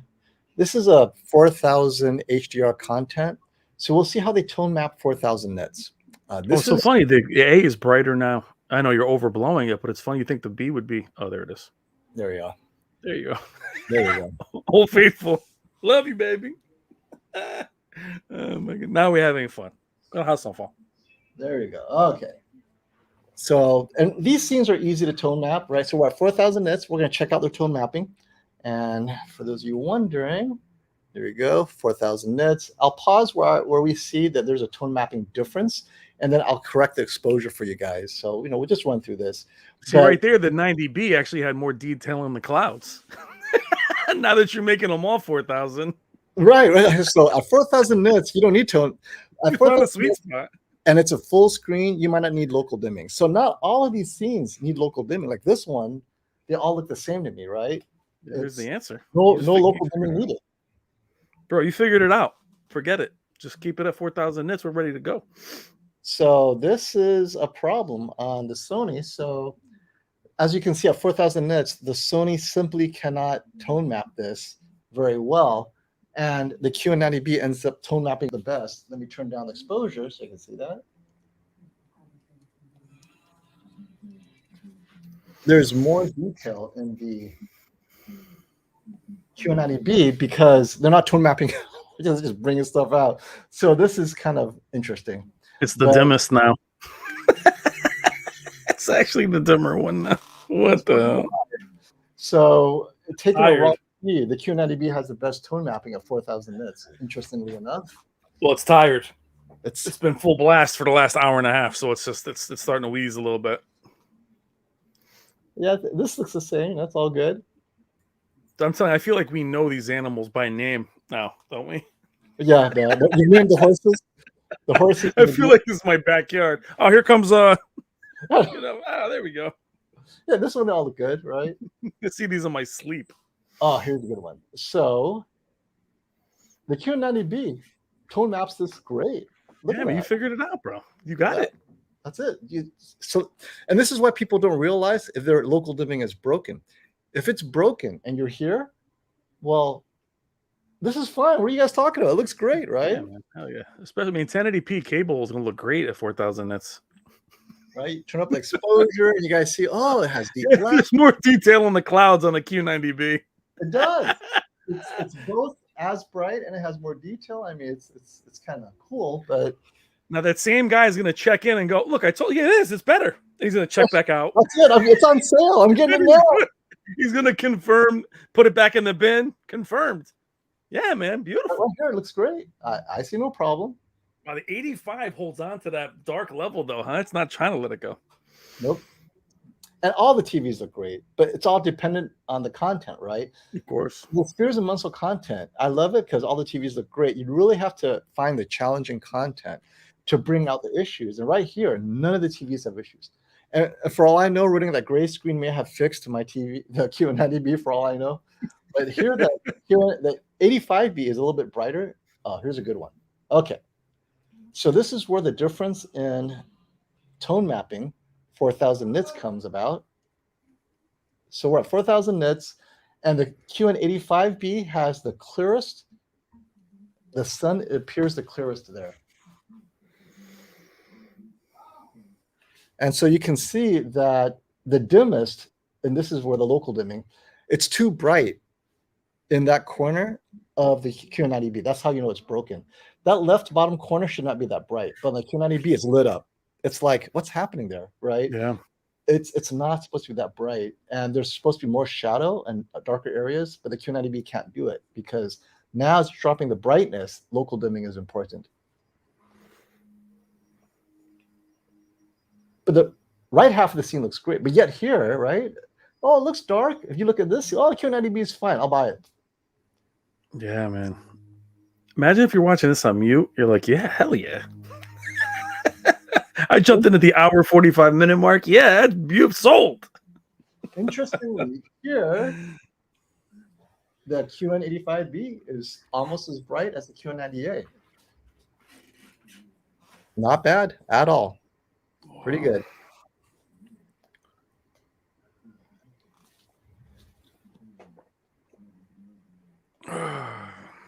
So, what's your TV du jour this year? What TV are you going to award your favorite TV of 2022? Which month would you like me to give you? You want to give me 2 months ago, or you want today, or you want the future? If someone is asking you to buy, like here we go. Let's help Kenny Brooks. He's got Kenny. What's up? What do I buy? So he goes by dollar amount. So what? It's better if you're at a size or let's say 65-inch. 65-inch. What are the prices right now of everything?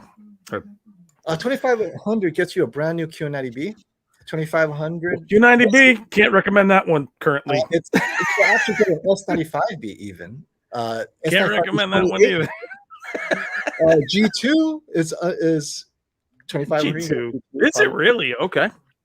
I think so. Right now, G2, again, if you talked to me 2 months ago, the S95B wiped the floor with everything, and that was the pick. Now it's the G2 is my go-to. Best all-around TV, best functionality, best brightest OLED. It's the brightest OLED now, isn't it? The G2 is 3000 right now. Even though it's not available on Best Buy, it's 3000. So 2500, wait for it to drop to 2500. It will drop to 2500. I wouldn't pay 3000 for the G2 because it's still MSRP as far as I'm concerned. Yeah. I mean, and to me, the C2 is starting to really look like the best value. Because I do like the C2 a lot. And the C2, as we did our comparison against the A90, the C2 was very close to it and was a bit brighter in some scenes, if you remember from when we did that comparison. Yeah. Now, the QN90A, just so you guys know, is a bit blown out here in 4000 nits. That center orange spot, it's just, there is no detail. The Sony has a touch more detail than the QN85B. It's shocking to me that QN85B is keeping up with the Sony in terms of the gradient detail in that orange spot, in case you guys are wondering. Yeah. Well, Battech, if the S95B is still brighter than the G2, will it be in next month? Will it be 2 months from now? That's the question. You guys, a lot of you guys that have seen the S95B, we saw it like as it was released, and I'm telling you, it's a different TV. Not just the one preset. I noticed it looks different. It's still beautiful, don't get me wrong, but I'm not saying, don't go for it. I'm just saying, can you trust Samsung to not, shut it off? So this one I was going to say that the QN85B is clipping the color detail in that brightest spot. There's a little tree right there, right over here. So that spot is actually very bright. On the QN85B, it's clipping where it's almost pink. There's not a lot of color. There's more color in the Sony and in the QN90A. Well, the QN90B, I can't even talk about that. But this is where one of the limits of the QN85B is. If it's super bright, 4000 nits, you're going to clip certain color gradation, color content, and the Sony doesn't clip as badly. So, they don't blow it out. They keep it under control, and that's why Sony is known in its color gradation mode for tone mapping better. You still have that color detail. Yeah. But then the QN85B is brighter in that spot than the other TVs. So there's give and take. There goes that. Yeah. There goes that logic. It's scene by scene. Yeah. So it's interesting.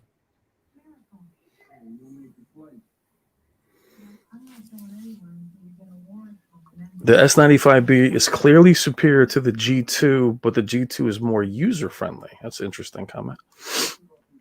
Yeah, well, Tizen is not user friendly. I've been struggling. No, I would just say Samsung's not user friendly. Forget about the remote or the. Let me turn up the exposure here so you guys can get a feel.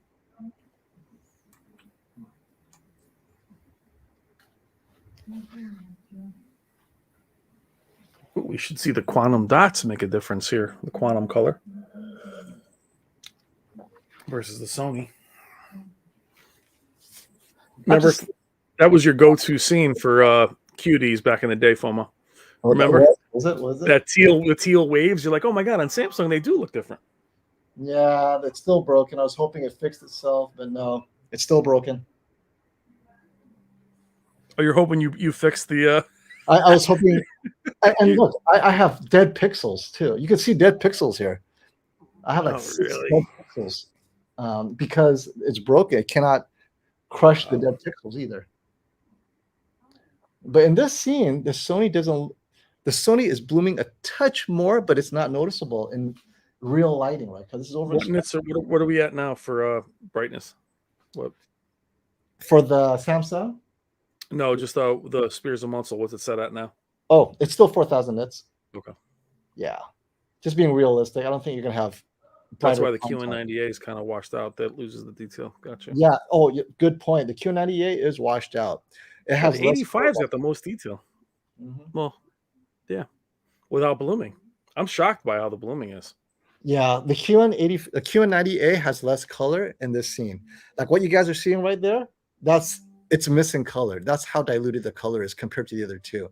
Even though the brightness appears to be overexposed, I'm seeing what you're seeing right here, which is there's less color on the QN90A, but it does get a little bit brighter.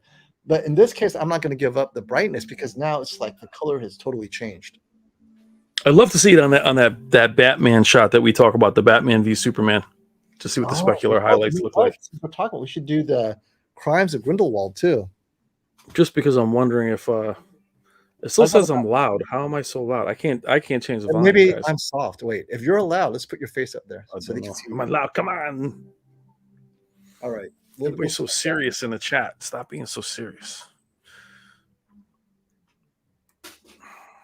Everybody's so serious. Don't be so serious. Don't do this one. Don't need to be so serious. We're just talking about TVs. Hey, can you believe it? Next month, I'll be in New York City for a non-existent shootout. Heck yeah, baby. Doing a 4th of July weekend shootout. Just answer the question. Here's a great bit of advice from Classy. He's always got nuggets. If you lift EOTF on the G2, it will match the S95B movie game mode 99% of the time. Filmmaker mode versus filmmaker mode, they're 99% the same. You can't make the S95B game mode accurate though. And that's a question for you. When you're gaming, how important is accuracy to gamers? I'm going to ask you as a gamer because you're much more of a serious gamer than I am. And I know that Classy is a pretty serious gamer when it comes to his console games and stuff. So I can tell you, KG, if it looks good, he doesn't care how accurate it is. He just loves that it looks good. That's kind of like his thing. But what is your thing when it comes to gaming? I don't. I want vibrancy. I mean, I'm looking for Fantasyland. I'm not looking for the Sonic the Hedgehog, I don't need to see it. It's not real blue. I need to see it look vibrant. I mean, you're not worrying about skin tones. Gaming is, as far as accuracy, I could throw it out the window. I could care less. I just want vibrancy. I want high contrast. I think I'm missing a reference here. What is he? We all know the reference. We're gonna avoid it because that's a poisonous topic for the entire. So let's try and keep everybody's channels intact now. Yes. All right. I have no idea. So I'm like, if you want to keep yourself monetized, just stay away from it. Flake. In 8K, what's your opinion?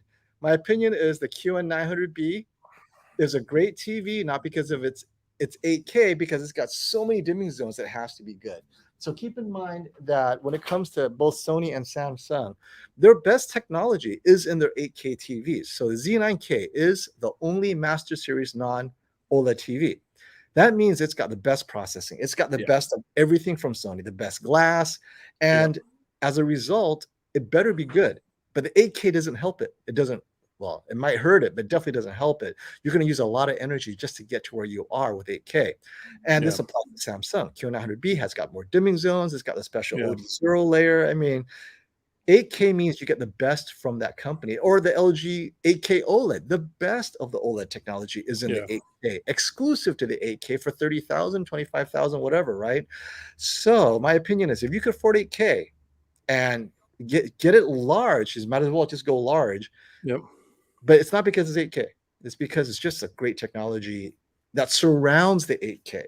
The 8K itself is a non-issue for me. Yeah, you're just buying the best 4K TV at that point. But I mean, with Sony, it's a clear difference where Samsung's 8K lineup, their 4K TVs outperformed. Their 4K flagships have outperformed their 8K TVs for the most part. Whether it's the penetration of the pixels for their peak brightness, they have been duller in the past.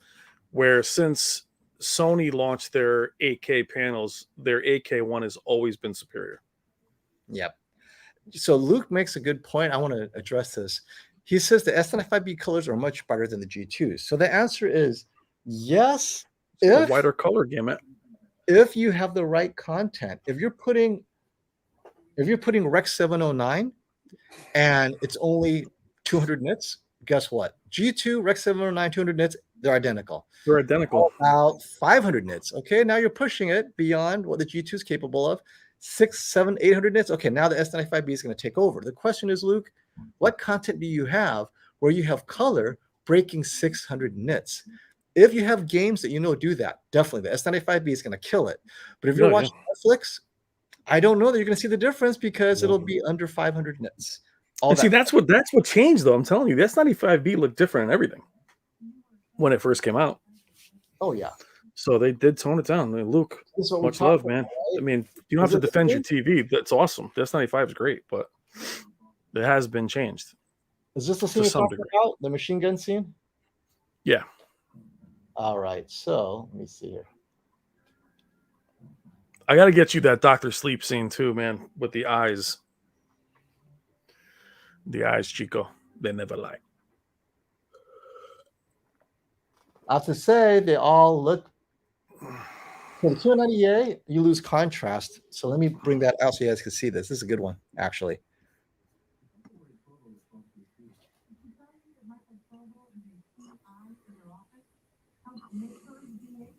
So the QN90A is brighter, but around that brightest spot, you lose a little bit of contrast. It's focused on the brightness, which is important, by the way. So this is so fast, doesn't matter that it's losing some contrast as long as it's brighter than all the other TVs. Yeah, the 85 still looks good. It still looks as good as the Sony, right? Now, if you go past this scene to where the guns stop shooting and they're kind of glowing in the background, I don't want you to get in trouble. Let's put you back up. Let's take that out. There we go.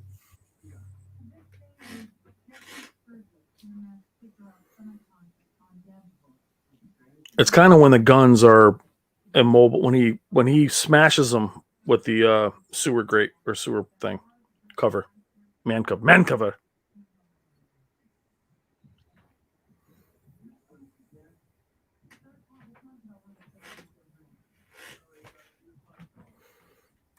CJ, I have both the G2 and S95B, and very rarely do I see the difference.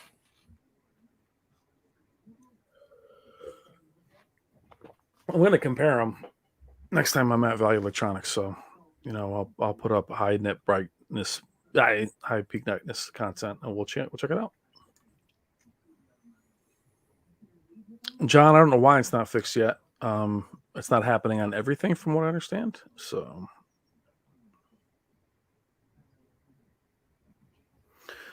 let's see. Wesley, the S95B is a better gaming TV than a G2, but for the movies and regular TV, they are identical. Wesley, you like the optimizer better on the Samsung? And are you guys over Dolby Vision gaming, even though a couple of games are starting to support it?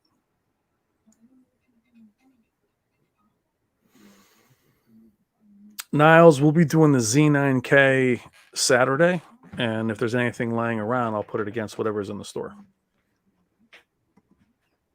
which could be an A90J. Unfortunately, maybe the S95, but it's hard to compare an 85-inch Z9K to an S95B. But I'll do it. I've done it before. Let's do it. 8K. John, I have the A80K versus the S95B on my channel. Go check it out. So are you talking about this scene right here? This is right after. Is this the? It's right after. It's when you'll see him in the. You'll see as Superman is standing. You'll see the two guns are smoking, but they're very defined and they're still glowing. That's the kind of part. That's the part. Gotcha. I got it. They stand out more so on LEDs than they do on OLEDs. Yeah, Tristan, the TV shootout is at the end of July.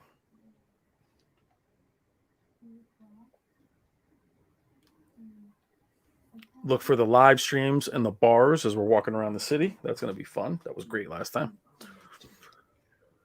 Okay, so the guns are smoking on the left. Is that what you're talking about? Yeah. Yep, that's the scene. Okay.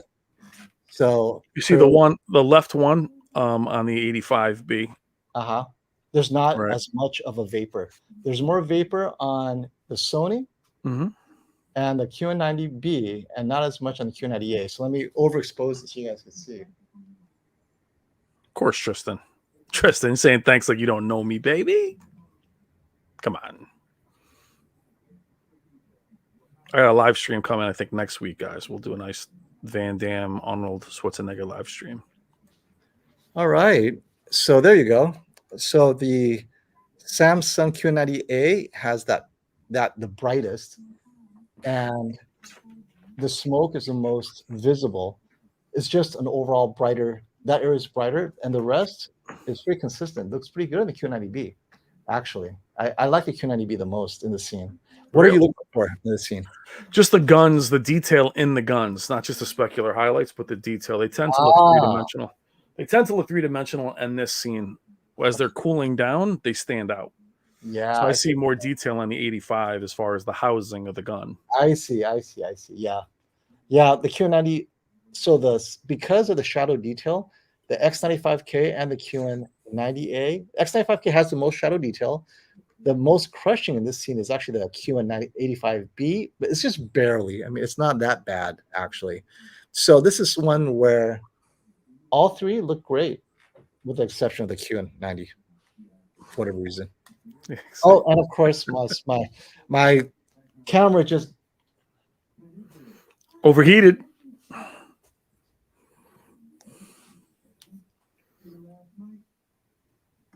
Did we lose you again, audio-wise? Check. Oh, you're good. All right. You hear me? Yep. All right. Yeah. I had to switch audio over. It was connected to that one. So yeah, it overheated. It's not meant to be USB live streaming for so long, and 1080p. I think it was 1080p 60. I could reduce it to 1080p 30. It'll probably last a little bit longer. But anyway, so let's get some comments here. I apologize if we're missing super chats. If you have any questions, let us know, and I'll fire up the camera. But in the meantime, I think it kind of answers questions. I think I have enough to go on. Now, motion is per taste, and I'm sure the motion on the QN85B is very similar to the QN90B and the QN90A, which is they've gotten better.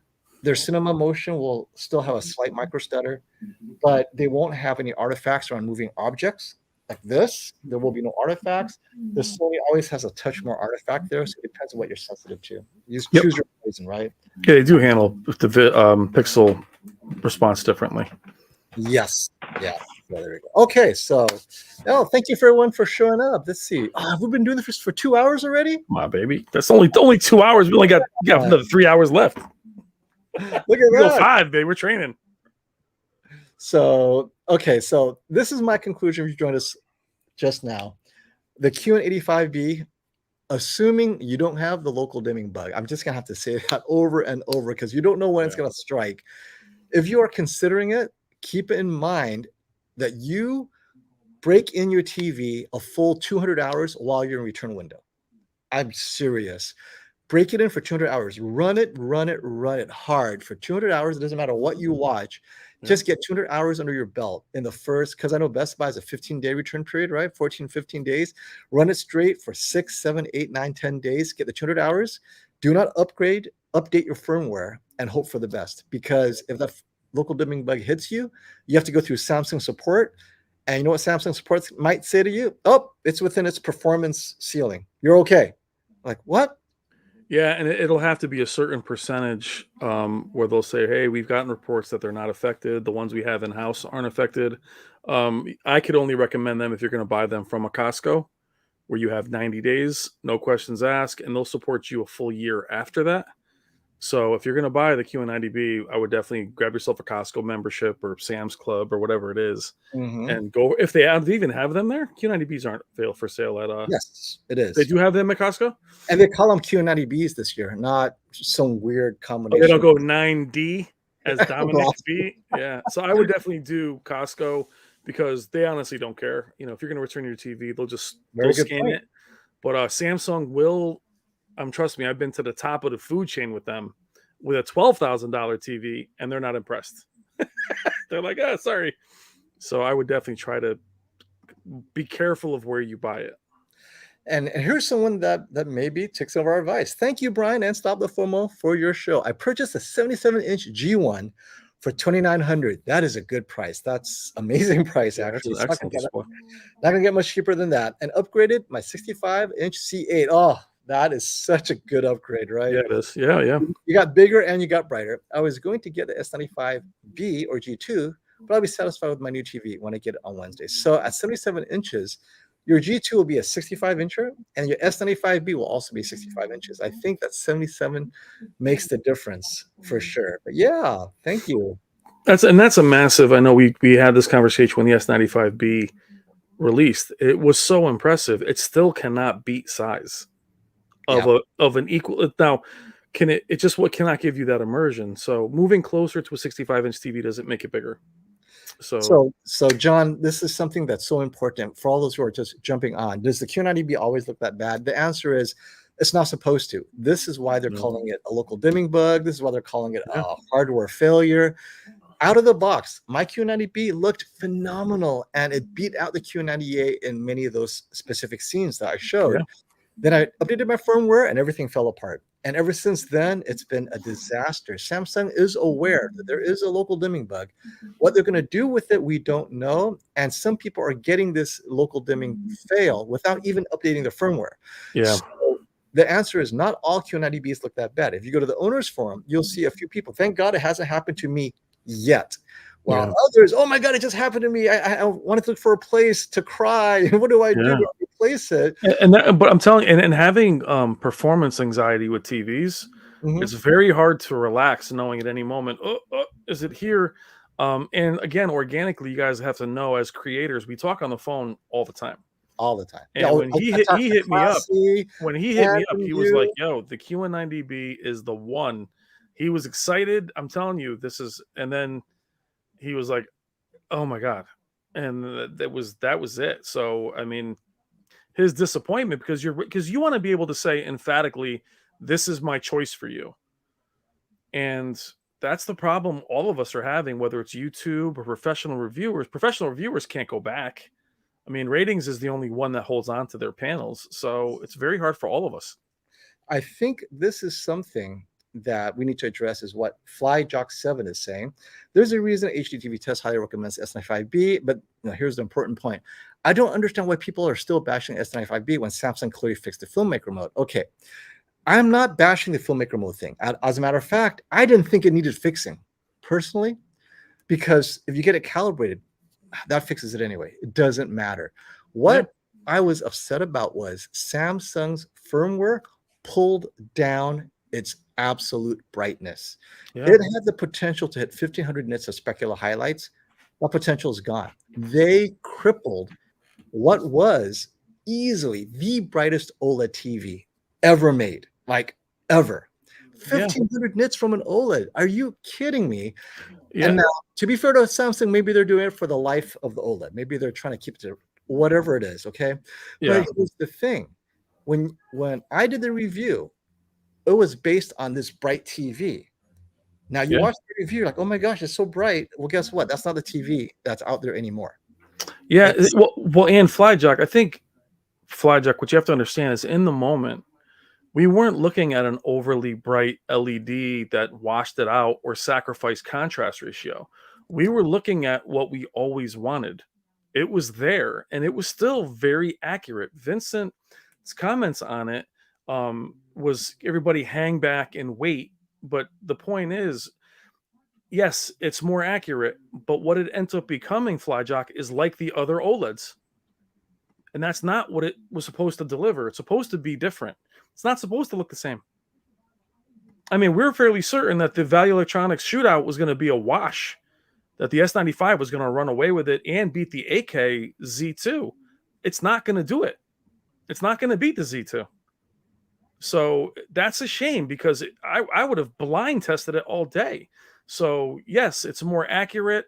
The accuracy crew is very happy, but it lost what made it special. And that's what we wanted, was the brightest OLED that still had great blacks, great screen uniformity, and that's gone. So what you have now is an OLED. That's with a slightly more color, but it wasn't an accuracy thing that we were discussing. It crippled its brightness. And if it was because of the panel's health, then that's on, that's on Samsung for not trusting it. Maybe the heatsink is really just about, and we alluded to this too, FOMO. The heatsink has now become something that's just there to protect. It's not there to create more brightness. Oh, your audio is gone again. Better? Or mine might be. Better. Hello. And now this guy's telling me the brightness is still there. Christopher, yes, the brightness is still there, but trust us, it's not what it was. Yep. Okay, you hear me now, right? You're there. Yep. Okay. Yes, it's not what it was. But now this guy's telling me again, it's just bright in movie mode. My man, I had it compared to the A80K, which is nowhere near as bright in every preset. Standard, vivid. It's not as bright as it was. I saw it out of the box week 2. So stop with what you're reading. I'm telling you what I've seen in person, and it's not the same TV. It's still amazing, but it's not just one preset. Everybody gets hung up on what you've heard from other people. I'm telling you, these were not close. They weren't close. And that's the thing, that yes, you have your accuracy you've always wanted, but it was pretty accurate then. Yep. So my meter's not lying, but Chris, I'm telling you, when it first came out. So okay, so Travis Sylvania, thank you for the super chat. It looks like LG has an opening with QN99 and QN90 to outperform Samsung. You need to review one, FOMO. So is Robert going to get one of Value Electronics? Because Travis Sylvania, for me, it's not just to review it, right? Other than LG sending me one, normally I just buy the TVs and hold on to it. And unless I hear that's really, really good, I can't hold on to it. Like this 85B, I was pleasantly surprised, but it's going to go back to Samsung for several reasons. One of them is the stand no longer attaches to the TV. I'm like, who the heck had this TV before I did? They stripped the screws out of the stand. So I have to when they were putting it back, they just yanked it back. Travis, I'll tell you, just yanked it off the TV. Yeah, Travis, right. my issue with the QNED, honestly, is really just this. It's just that LG does not seem interested in it, in terms of supporting it or even discussing it or even featuring it. So that's where I'm apprehensive with. I was hoping that it would be their next level of LEDs, but their focus is really still primarily on OLED technology. So I can't really recommend them because they don't seem that interested in it. And so this is a good point. Bad Text says it still hits 1500 nits in movie mode and standard mode. And so this is, I guess, is the issue I had. Filmmaker, I mean, I have to get it recalibrated anyway, but before the firmware, Filmmaker had the most accurate HDR mode, whereas movie mode is what you put it into for SDR. 1500 nits in SDR is pointless to me. I have no use for 1500 nits in SDR. I would use it in Filmmaker mode, which had the more accurate HDR curve, right? So if Filmmaker continues to be the more accurate color mode for HDR, 1500 nits is needed in the mode you use for the best HDR picture quality. So I don't know why. I mean, I know why they did it, but then again, most people will go into a Filmmaker mode to watch HDR if it's best in Filmmaker. Now they may have screwed it up again or changed it in this last update and made movie mode the HDR calibration standard. I'll find out when we bring back Sammy to recalibrate everything when the A95J or A95K gets here, and then we could do a head-to-head. So it's kind of like make your HDR mode the one that gets you 1500 nits. I don't care about SDR. It doesn't need to be at 1500. 1000 SDR is fine, more than fine. I mean, but you guys understand that even PC. You see the article I sent you today? I didn't get a chance to watch. So PC Gamer did an article today, and so has obviously other magazines have talked about the fact that they're gaming your numbers in charts and in Windows. You know, so if you're getting those measurements in content, then I get it. But if you're going by the same numbers and charts and however you're calibrating it, they're saying that Samsung's altering that. So that could be why you're still seeing it at the same numbers. But are you seeing that in content? I'm not seeing it in content.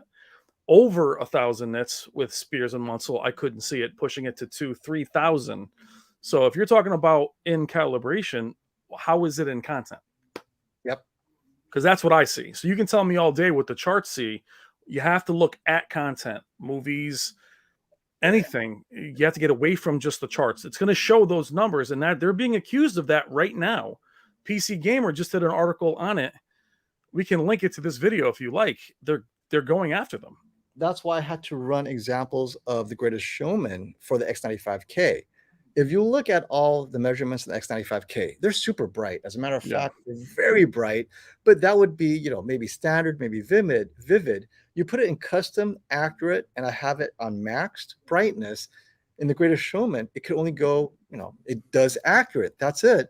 And if accuracy requires you to only be at 400 nits, what does it matter that your X95K can hit 2,000 nits or 5,000 or 10,000?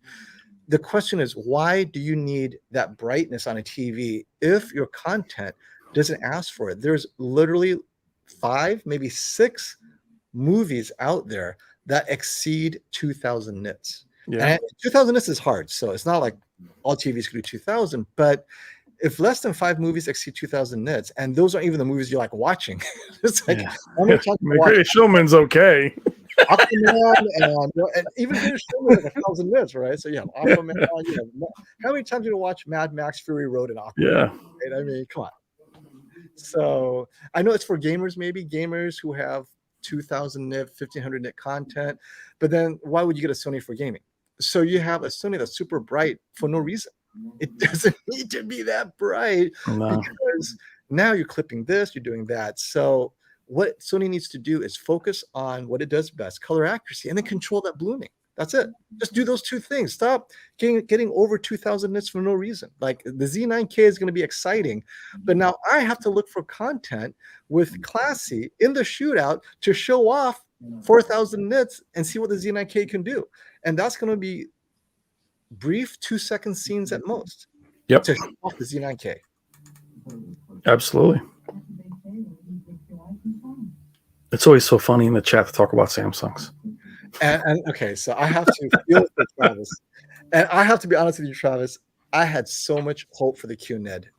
So, let's say last year was its first year doing mini LED, right? And so I will reach out to LG and see if they'll work with Value Electronics and send me one to look at this year. And if Robert's willing to do it and LG is willing, because I'll give it a fair, if it's good, it's good, right? I love LG G2, and if the QNED 90 ends up being great, I will not do the QNED 99 for 2 reasons. One, LG is known for gaming, and the 99 cripples the gaming features. There's no VRR on the 8K. Right, I don't know if they changed it this year, but last year it didn't have VRR, I don't believe. So correct me. They never updated that. Well, I don't think it's designed. The 8K is designed to have VRR. It does 4K 120. I don't believe it does. 8K VRR, gotcha. VRR, right? But the QNED 90 does, and it's also affordable. So if I do review the QNED, it'd be the 4K because the 99 is just at a 65-inch. It's unreasonably expensive, just like the 900B, right? I wouldn't recommend the 900B at its current price for a while. So yeah, I'll give a QNED 90 a shot. I'll talk to Robert and see what we can do to get that in there. What's cool is the Z9K apparently does 8K 60 without doing like a custom resolution. Yep. So that's pretty cool. Here's good news Not that there's any local dimming. Here's good news for James Campbell. Hey, James, guess what? LG does have an OLED that does 2,000 nits. It's not full APL, right? It's not a full screen 200,000 nits, but it is a 3% window. And it's using their new meta lens array technology, right? Those little lenses they put in front of their subpixels and pixels and whatever, and it gets everything brighter. And so the theory is it would also help color volume as well. And this would definitely help it not just keep up with QD-OLED, possibly exceed it. So we have this arms race, which I'm very excited about. The only concern I have is right now it's being rumored that it's reserved for the 8K OLEDs coming out first, because people are willing to pay 20 grand for 8K OLED, and it could absorb this new technology. And once they get manufacturing, tooling, and volume, then they'll bring it down to the G series, and then maybe a year after that, the C series. I haven't heard any rumors that the G will get it next year, so we'll see. If it's in the G, that'd be phenomenal. And so we are very close to 2,000 nit OLED, at least in the peak specular highlights. Yeah, I'm pretty excited. I'm definitely looking at the 98-inch G2. As am I. I think that's just going to be the one, because I know but then again, 8K OLEDs are going to be very expensive for a very, very long time. All right. Oh, hey, you know what? I should remind everyone. Hey, guys, thumbs up. Get the views up. I'll be closing out. How long do I have you, Brian? Because I don't like going solo. So let me know. How long do I have you for? A couple more minutes. We got 2 hours and change. All right. So we'll run a little bit longer to get to this. Super chat. Thanks, Bat Tech. Hot take. If things were turned around and LG released the QD-OLED this year, just like Sony, let's be honest, they would be getting way more praise than Samsung. Well, Samsung. Okay, so I don't agree with that at all. We gave praise like Bat Tech. What are you talking about? We were considered shills for months. Well, they got mad props. I mean, dude, I was like, that's the one. I mean, what are you talking about? We gave it crazy love. These guys are streaming every night, bro. How much is Samsung at fault for hiding the S95B? Yeah, it's the Kodak. It's the digital camera of Kodak again. Oh, this thing's amazing. Let's go ahead and get it out of here. But dude, we praised the same. I mean, we were called shells. Yep. Oh, he said, "Oh, I'm talking about the AV community."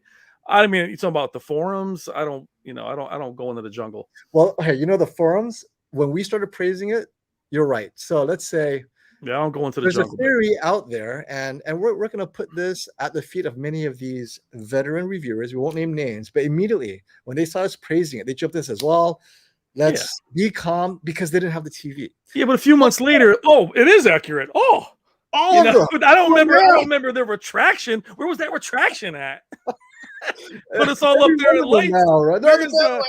It's like, oh, ding! Hey, it is accurate. What do you know? Oh, it's a great TV, best I've ever seen. What do you know? The funny thing, I gotta give Tristan a shout out. Tristan, keep up the Joneses. He watches all these. The meantime, he's just tanning in front of a 140-inch projector screen with this JVC and NX7. Oh, that's great. So he just hangs out and listens to his TV guys battle. Yeah, he's watching TV guys laughing and griping. Hey, he's like screening for me. Thanks for the super chat. I lost my Q90R 82-inch in a fire. Oh, I'm so sorry to hear that, my friend. What would be a good replacement? Well, Q90R, you got to have the black bars. I have a Q90R 65-inch, and you either got to stay with I'm okay with the QN85B if that's your budget, but QN90A at the 85-inch is $2,600, my friend. Yeah, that's a tough one to change. If you want to save a little bit of money, the QN85A is also a VA panel, not as bright, but same black bars. That's $2,300. Both are in Best Buy. Now, current OLED TVs are equal in brightness. If it's color accurate, the answer is close enough. The G2 83-inch, Classy has the 83-inch G2, he'll tell you, but most movies don't need to get brighter than that. I believe the G2 83-inch is pretty bright. It's not cheap, though. I'd say go with the QN900A from last year, 85-inch, if that's in your budget. You'll get the brightness. You'll get the black bars. You'll get the specular highlights. And the G2, though, it's still a little more expensive than last year's Q900. I don't know. What are your thoughts between the 83-inch OLED or last year's Q900? We saw it at the shoot. It was pretty bright. It looked great. The QD-OLED from last year versus which one? The 900A? Neo QLED, the 8K 900A from last year. 85-inch is pretty bright now. It's cheaper, right? I'd say that, and that TV is another one, just like the QN90A, that really improves throughout the year. So, I mean, if you see that one, that's definitely a way to. And I mean, as long as you're not, it's just the upscaling of low bitrate content. As long as you're watching 1080p and up, I would go for it. Yeah. But and we have to ask, how much of that are you really watching? You watched a lot of Columbo. I mean, what are we watching? Sub 1080p. Here's a great question for Brian, whose new channel is called Brian's Tech. Somebody, I'm going to change it back. Everyone's calling me Whisper in the chat now. When for years it's been Brian in the chat. Now you guys finally got it. All right. Who's this Whisper guy? Hey, hell? Brian, make a video when LG takes us to the dark side with a Star Wars OLED. So let me ask you, are you on the pre-order list for the Star Wars LG C2 OLED? We don't know what the price is. It's limited edition. There's only 500. Even the box has Star Wars themes on it. It's redesigned box. That is interesting. It's all black. It's got its Star Wars logos and Darth guys. Vader, Look, right? I'm gonna tell you, I'm not gonna turn this into a Brian live stream, but the Star Wars, where I am with Star Wars in my heart, is not in a great place. So it would be no. It's just, yeah, it's just the show, the last episode of the Obi-Wan kind of pulled it up, but otherwise, Star Wars, my favorite. It's just leave it in the past, baby. Thanks for this. Let's talk A80J on Amazon. If it's a great deal, get it. Love the 80J. Yeah, man. The 80J was fantastic. It is a good TV. If you can find it on Amazon for under $1,600, get it. Yeah, love. I watch it love mine. Watch it every day. You know. Oh, then again, remember the 77 has a different coating than the other sizes, so the glossy one is only 77. Okay, so. Oh wait. Did anyone bash Vincent? It's also funny how some of these fanboys bash Vincent when he exposed the S95B shenanigans, but now praise him since he's changed his review. Well, I mean, so Vincent exposed Samsung's shenanigans 3 years ago. Yeah, with his LEDs. Okay, Samsung has been doing this forever. Yeah. It's like going around the emissions. What car was that? Volkswagen? Going around? And then it was Fiat, and then they're like, look, on the machine, this thing's awesome. As long as you don't drive it, you just spin it. So I mean, it's not about the issue with Vincent wasn't really about anything other than calling out everybody else who was blown away by it. Now, yes, he exposed Samsung, but again, he did that years ago with their LEDs, not just now. He just now says that it's accurate. You know, no issues with Vincent. It's just that he kind of threw everything at us like, oh, these guys, and we saw what we saw, and and part of that is, I guess, it was so intentional, the cheating, where in certain windows it looked accurate, and in other windows it was the truth, it was inaccurate, whereas I think before everything was inaccurate. So I guess, but the thing is, we didn't care if it was accurate or not. We cared that this OLED has gotten brighter than any other OLED. Let's just start there. And then we work backwards from there. And that's what impressed me. It's no longer that OLED anymore. Now, no, it's not. Well, I know I could get it accurate. I was going to get a calibrator in there anyway. The accuracy wasn't the issue. No, but even here, what did Chris say? Chris said he made some pre-review comments people didn't like. It's not just that. He put up everybody's channels and their names. It wasn't well, he called out classy right here. Yeah, but we were all in that thumbnail. All of us were in that video. So it was like, he's like, these clowns. So it wasn't so much that he made a hot take. It was just, it was a little brush off. Just to respond to Classy's comment, I also called Robert about the Star Wars, and he said he does not have access to that. It is definitely special edition, direct from LG. So he would like one too. He's going to try to find a way to get one, but it's not something that he, as any retailer, has access to, apparently. So Infinite Night has a great point. He's like, Brian, Star Wars is great. Disney Star Wars, not so much. Unfortunately, my friend, they're the ones that have, Star Wars had 3 movies, then another 3. Disney's had 3 movies and 15 shows. So if you're going to get a C2 that has Disney Star Wars on it, that's the issue right there. So I don't love it. So we talked about possibly looking at the G2 97-inch, and wait, isn't it 24,000, 27,000? So for context, Badzilla, if you want to get the best projector quality at 100 inches, it would cost you 27,000, right? You'd get either the NZ9 or the latest Sony, which is just above 20,000. If you get a good deal, otherwise it's definitely around 24,000 just for the projector. You add a good screen is another 4,000 or 5,000. You got 25,000 to 30. Not to mention, if you want tone mapping of the G2, you're going to have to get either a Lumigen or a Mad VR. That's another 10, 12 grand, right? You're over 30,000 and you still don't perform as well as the G2. So if you're talking the best projector for 100 inches, you're out 30,000 plus. G2 or LG has done the math. Hey, save 10 grand. Just put this up and you're done.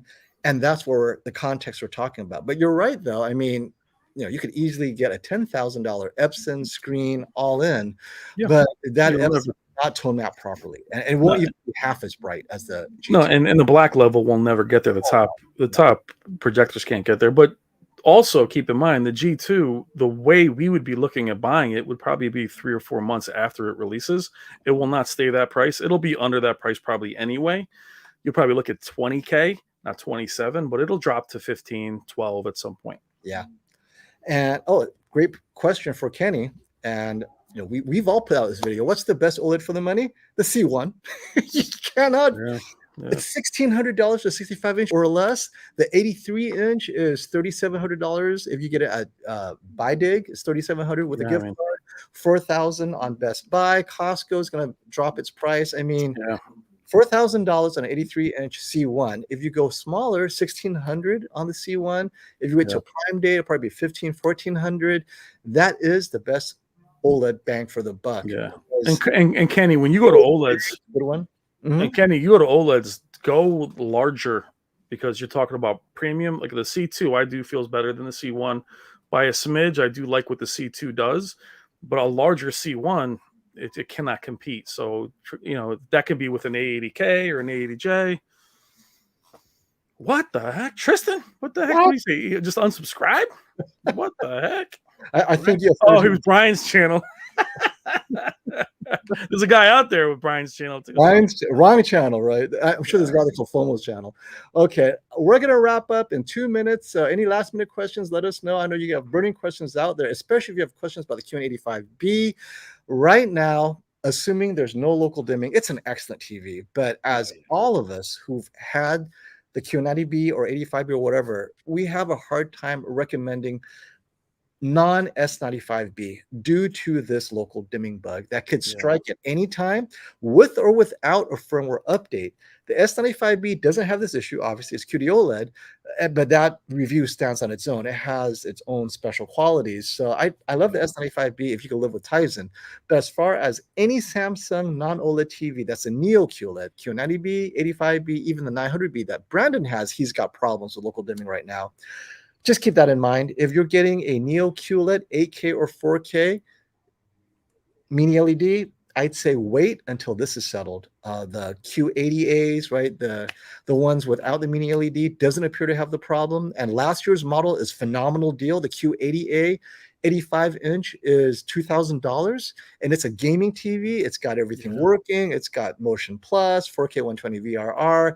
I've been recommending that as a solid 85-inch gaming TV if you need good gaming and don't care about the best blacks, right? It works fine. So, all right, what's happening in your channel, Brian, before we go? Let's get people excited about Brian's channel. Well, I'll tell you, the 85B, though, before we get into that, I'm very impressed with it. And, we are always looking at, oh, Leo, what's up, baby?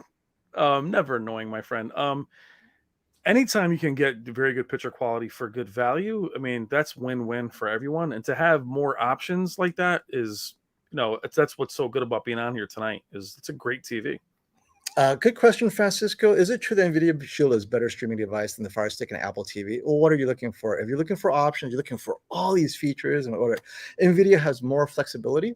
It can pass more formats, and it has more specific codecs to what you might want.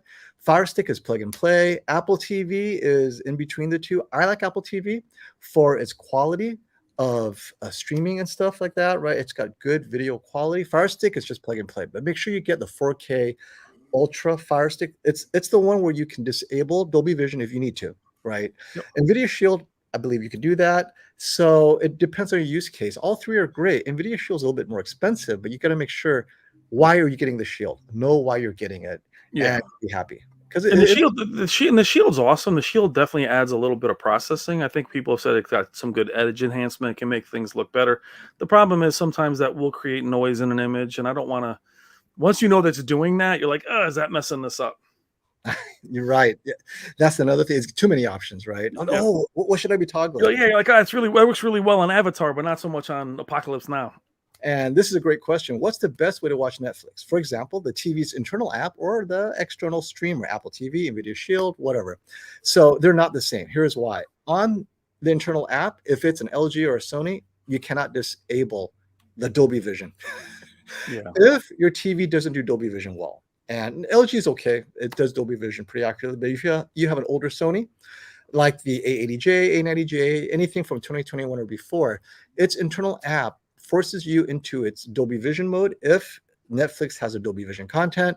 Now you have to choose Dolby Vision Dark, which is way too dark, or Dolby Vision Bright, which is way too bright. You have to use an external streamer to send HDR10, disable the Dolby Vision, and now it looks great on the Sony. Yeah. So it depends on what TV you have. I prefer external apps mostly because I know I get a higher quality. The consistency of the quality of your apps, there's no guarantee you're getting 4K. You might be getting 1080p. Yeah, and I know when we were looking at the X92J versus the QN98 100 inches, we were going nuts because there was so much banding on the X92, and it was actually the YouTube app from Sony. So, hooking it up to the Revon or the Panasonic. And now when I do these comparisons, I bring a Fire Stick with me and run that through a splitter. And you got to think about this, guys. The TV's doing so many things. I want a device that's doing one thing. And it just seems like, and they update better. And it's just, and I feel like a lot of times these TVs, as they get older, those apps start to fail.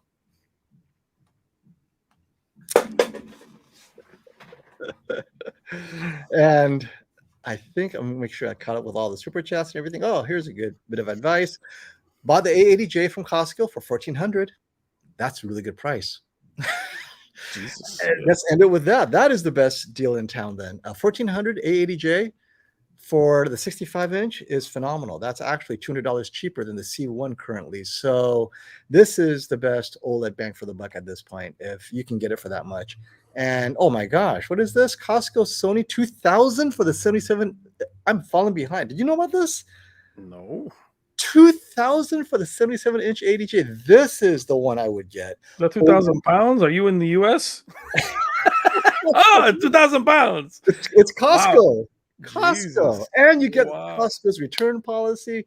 Okay, Jay Frank, I'm going to end with this one because this is awesome. $2,000 is phenomenal. I mean, I don't know how Best Buy is going to beat that, considering you're going to get a full return policy on this, whereas Best Buy, unless you're a member, it's 15 days. Not like you might need it, but still, bad things happen to good people. So this is it. This is probably the best OLED deal out there.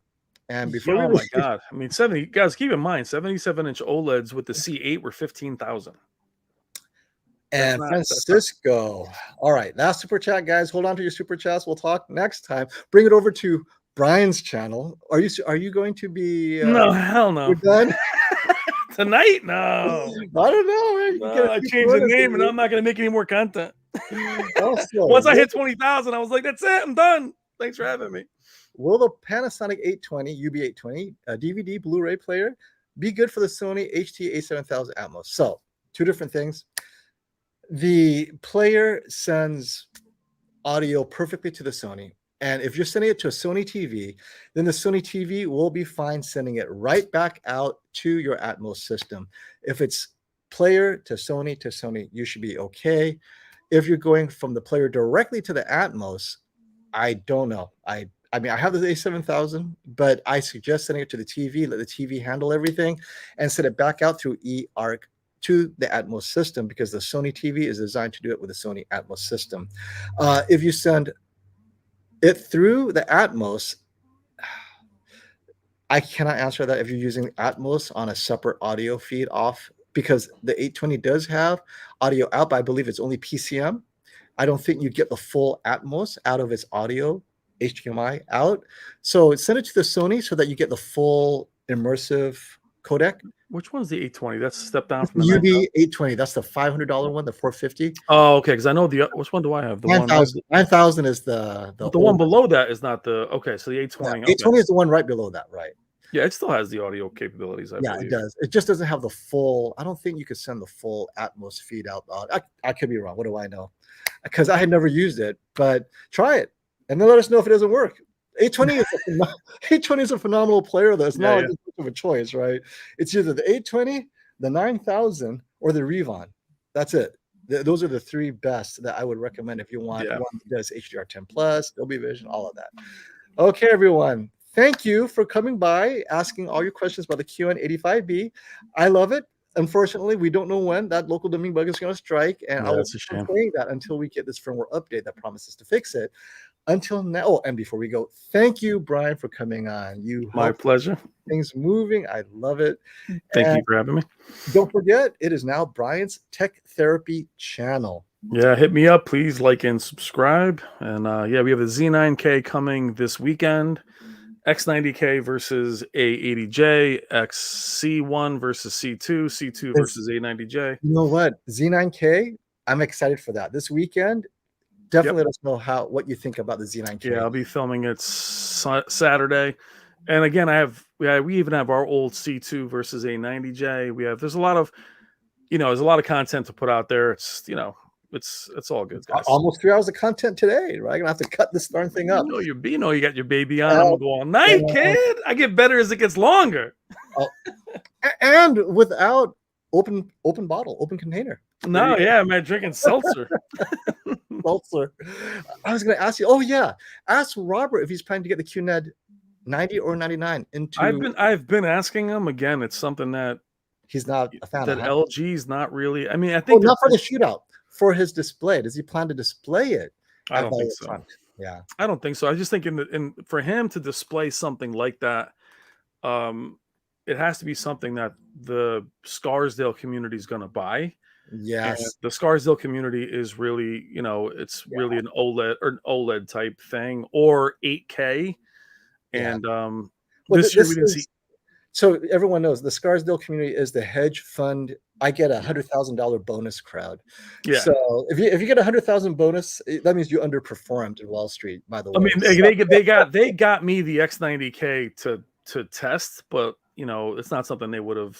It's not elite. It's just that when you put something in that room, the LED, the OLEDs, the design of them is what people really look at. So it's just to have a TV that's the QNED, to have the big one.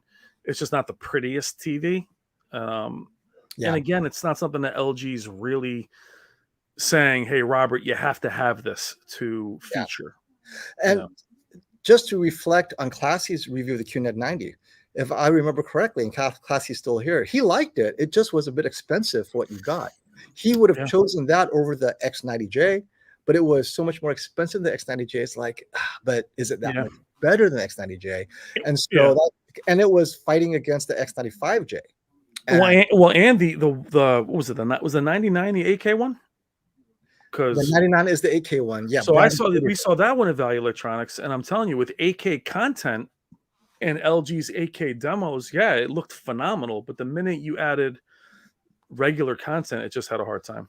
Oh, and Jay Frank is saying that $2,000 stuff, it's in-store Costco. And that's something people have to remember is some of the stuff, there is a difference between in-store and online. So thank you for clarifying, Jay Frank.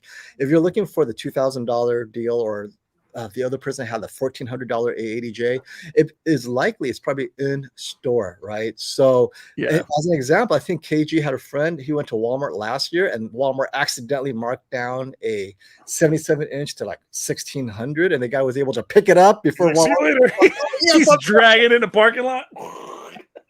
So yes, in store sometimes you get lucky, right? So that's the best part about Costco, to be honest, is it is one of the rare places where they do have big TVs that you can take home. So we'll be covering that in Best Buy, where they're doing more fulfillment center type things, where Costco is still one of the places where there's so much space they will have them. And then when you bring them back, you can bring them right back, which, as we all know, shipping TVs is a nightmare. Yep. Oh, it's going to cost you. If you have to pay for shipping, it's not even worth it. You have to have them pick it up. Yep. And Best Buy Total Tech members, if you buy a 75-inch TV or larger, they will pick it up. That's part of that Total Tech membership. Yeah. But you really can't beat a buddy of yours grabbing a truck. Yeah, or that. And when I returned my Vizio that died, they just scanned it and they were like, "Cool. Oh, thank you, Francis. I really appreciate it. Welcome to the community." Well, people are unsubscribing you because they're like, "Who is this Brian guy? What happened to Whisper Status?" And I'm the OG, but there's all kinds. Right. And the thing is, I want to say this before we get off. Okay. We talk about this as content creators. I know FOMO and I talk about this a lot off camera. Is like for my channel, it is more discussion based. I do comparisons. I've done them for years. Everyone does them now. And I'm more discussion based. That's why we do tech therapy. But I do want to talk about gaming and movies and all the things we talk about. It's just the challenge with YouTube is it tries to keep you in a box. They do. As a creator. So if I put up a video game review, or not even a video game review, but just put up my thoughts on a game, you'll go from 15,000 views to a couple hundred. It's just hard. So I'm going to try and buck that and do more, especially once the TV season is over, do more movie reviews and do more live streams. My live streams are not really TV based. They're just drinking, fun. It's just, I'm looking forward to Brian's Tech Therapy orthopedic shoes reviews. Yeah. Exactly. Like hospital bed, you can crank this one up. But it is funny as a creator. I mean, a lot of you guys this year we've saturated the market pretty heavily with YouTube creators doing the same thing, same TVs. Oh my God. Live streams every single day. It's actually but it's made creators like myself step away. I just thought about it. Can you imagine Vincent turning on his YouTube feed? What the hell is all this S95B review? Classy. Oh my God, dude. What is this? I couldn't even, then I joke with those guys, but I couldn't even put up a video without bumping into someone else's live stream. I was like, I go do a live stream, like, oh, I'm going back and forth. I'm like, dude, yeah, we have a schedule or something. But I think, it's live streams are supposed to be more communal, at least in my opinion. We talk, we joke, we laugh. So yep. Absolutely, yeah. Brian will help. Oh no, what's up? How are you? That's what he's here for. You got the QN90B 85B bug. Brian will listen. And that's why I think the Samsung thing. And I know we've talked about this. And guys, I love the S95B. There's nothing to me. I have nothing to say other than I love the TV. I'm so excited for the technology. I just don't think Samsung is a fan of it. I think Samsung Electronics, not Samsung Display. Yeah, I think there's a lot happening there. I just, I want the best for all those brands, and the fact that I can recommend, it's boring recommending the same two TVs. I'd love to be able to say, no, here's this one, here's that one. And Samsung, they literally were beating everything this year, even with the QN90B, now the 85. But for me to recommend them isn't just a QC thing, because what I see QC is just a little slice. But for me to recommend them hurting your TV with an update, I cannot recommend them. And that hurts me because they're excellent. So that's hard for us because I want to be able to recommend what I think fits for you. And that's the tech therapy part. I really can't honestly do that for you because they're doing, if they fix this, then it's all good. But unless they do, very hard. As TV reviewers, we always assume the TVs work. That's how we review TVs. We don't also say, well, by the way, good luck to you if it doesn't work. But the image quality is amazing. You always have to assume it works. This is the first time where it is so broken that I cannot make that assumption anymore. And that's why I don't review Vizio TVs. I can't assume that it works. It just ends up coming back to bite me. And I don't want that to be a Samsung thing. And that's where what we provide really, I think, better than anything is that really keep in mind, guys, when I was going through this kind of situation that all you guys are seeing, I was completely alone. There literally wasn't a kind of live stream where a FOMO or someone would say, hey, look at this. You're by yourself looking at your wife going, what the hell is this? And then you would walk into Best Buy. And I always say the Best Buy is the walk of shame. They see you coming. They know you spent money. They try to, oh, so just having other people say, hey, you're not alone on this is what we do. Now, sometimes we overdo it, Right. analysis paralysis, but you're not alone. You know, if you have a Q90B, Best Buy's not going to tell you that, that's not normal. Right. So that's really what we provide is ongoing coverage throughout the year and years to come. So that's what I think I'm proud of what we do in that Oh, regard. definitely. The thing that people don't realize, and we always talk about this because of Samsung, but this is every year. When you review a TV in April and you get excited, well, it's a different TV in Yeah. September, and yet a different TV by December, often improving. So now what you didn't like about it is suddenly, oh, wow, it's much better. Or the reverse, what Yeah. you really loved about it, wait, what happened to it? But I don't, unless you own the TV, you cannot put up a follow-up video. You're done. And most reviewers will only put up one video Yeah. and they're done. Like, you know what? It is what it is. I'm sorry. And, And they don't and even that, tell you what firmware they're on. yeah, and that goes with not just us, that goes with the professional reviewers that get time with the panels. They wait, and that's what's backwards this year. They're not even getting samples, but they do a concise review. They write it down, they give you their numbers, and then 2 days later, it's undone. The flat panels review that you referenced, FOMO on the A95, they do discuss that it's limited by a bug that might not make it as bright. That can't really be a review. Do you know what I'm saying? Like, so it's very hard to say you'll choose that over the S95 if it's not as bright. It's more expensive, it's heavier. So it's hard when even the professional reviewers can't give you a solid answer. Oh, yeah. And then they move on. They work. It's a job for them. They just move on to the next one. And so the And world is they changing. only watch their limited content, whatever it is. Okay, I'll watch this. This looks great. Let's move on because it's their job. I mean, they have Yeah. a cycle. They have Yep. so many hours. So if you ask them, oh, by the way, can you try Netflix Midnight Mass or Netflix Witcher? Like, no, I already returned the TV.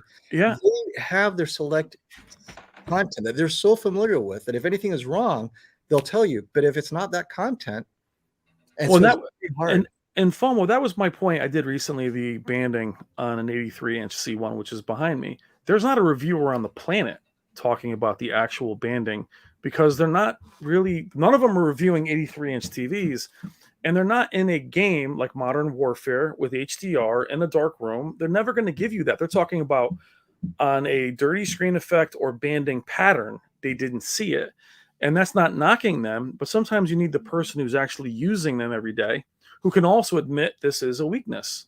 And that's what we provide. That's just, but I think you're going to rely more on that as we go forward because you go from 3 videos ago where the QN90B was the one to beat to stay the hell away from it.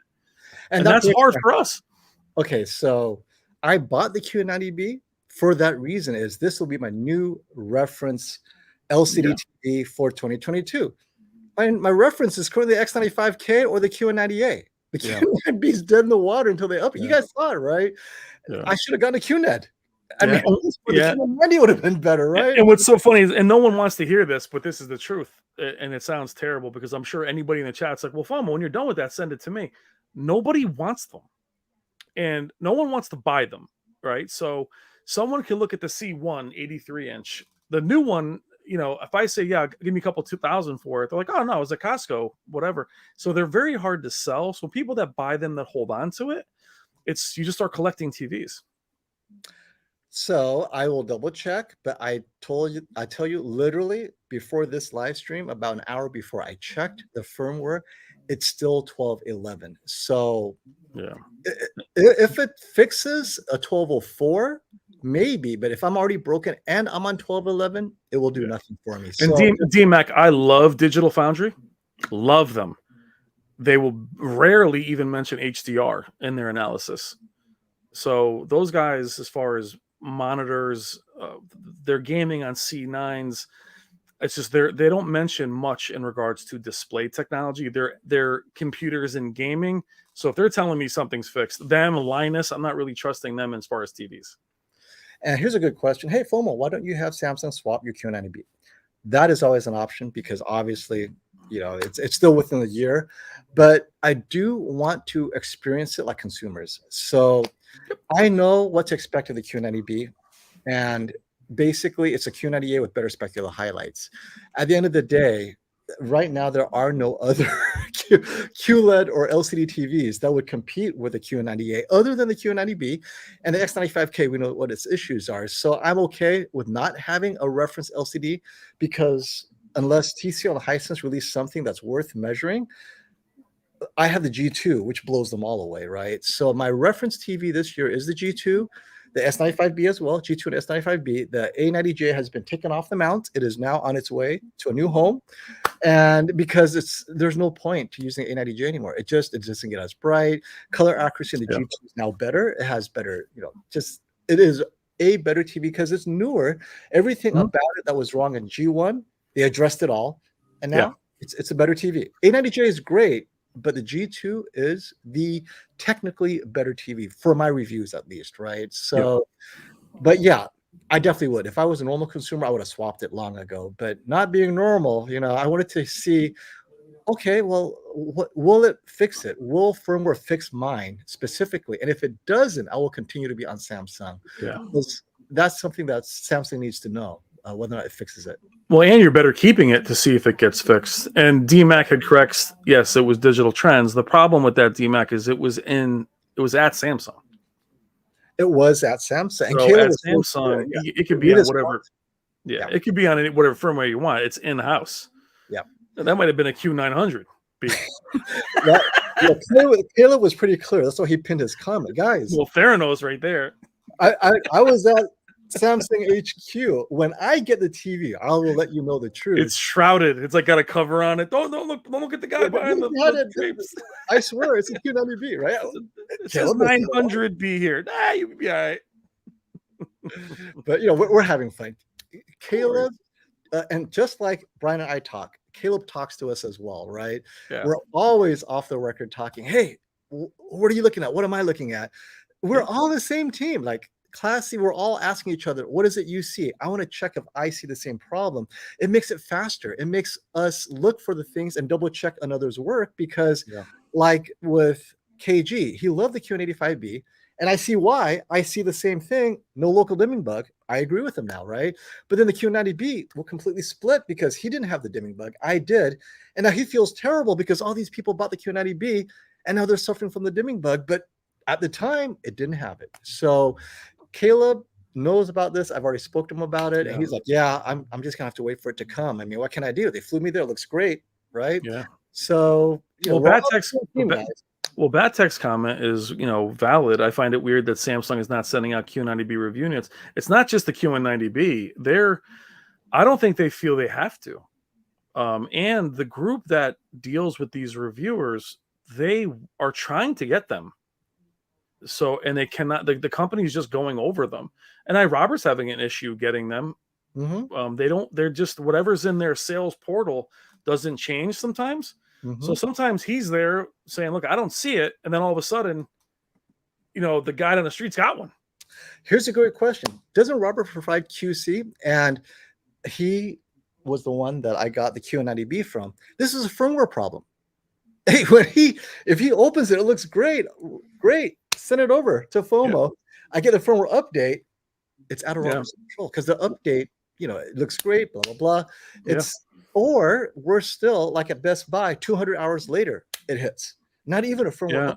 So if it was QC'd at Value Electronics, that's an extra charge. Yes, it is. It also has to be calibrated, and they do break them in for 200 hours because that's what's there. So even if that was, by the way, this one though, the Q90B was not, because I wanted it fast. I told Robert just drop ship it to me directly from Samsung. Because so and that's what people have to understand too. And that's what we talk about Best Buy and fulfillment centers. At Value Electronics, they're still just getting it from Samsung for you. It's not at their store. That's when only time you're getting it really from their store is if you're local, or if they do send them there, but primarily those are the ones that they want to calibrate. Because why would they bring it to New York, then they ship it to LA? There's places in LA that can get it for you. So it's always trying to get you as fast as possible. But if you do QC it, it is broken in over, which is great because it will fail in that period of time, but it's, that's an extra charge. Yeah. And the charge is for the calibration. He won't QC it without the calibration. No. So when you tell Robert to QC, it'll be you're paying for a calibration, and QC is part of the calibration, because because it's at cost for him, because he's not charging you any more than what the calibrator is charging him. So he's not making any money on it. It's a value added. It's an absolute, and it's something that I'm surprised he still does, because it's a wash in regards to shipping something that large. So but it really is, he wants to be a purist, and they're busy with that. Yep. Okay, I think I've held you long enough, my friend, and then we'll take 2 more hours, baby. Comment, and then we'll be done. Hey, thank you for the super chat, Michael Gill. I know we're on the 3-hour mark now, right? Okay, so we're almost at 3 hours, so we'll finish before 3 hours. Michael Gill, thank you for the super chat. I just hung an 85-inch QN90B. Wow, that is a great TV on my wall last night. No issues here. After all the noise regarding update gate, no problems for me. Was scared though. So Michael, hopefully this never hits you, but something to keep in mind. Others have said that it may not require firmware. It may just be watching the TV for 200 hours, and then on the 300th hour, you got it. So just keep an eye on it, but definitely don't upgrade your firmware until you hear it differently.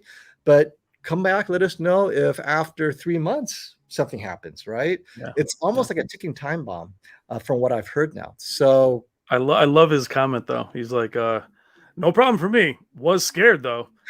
It's brand new. I hope not.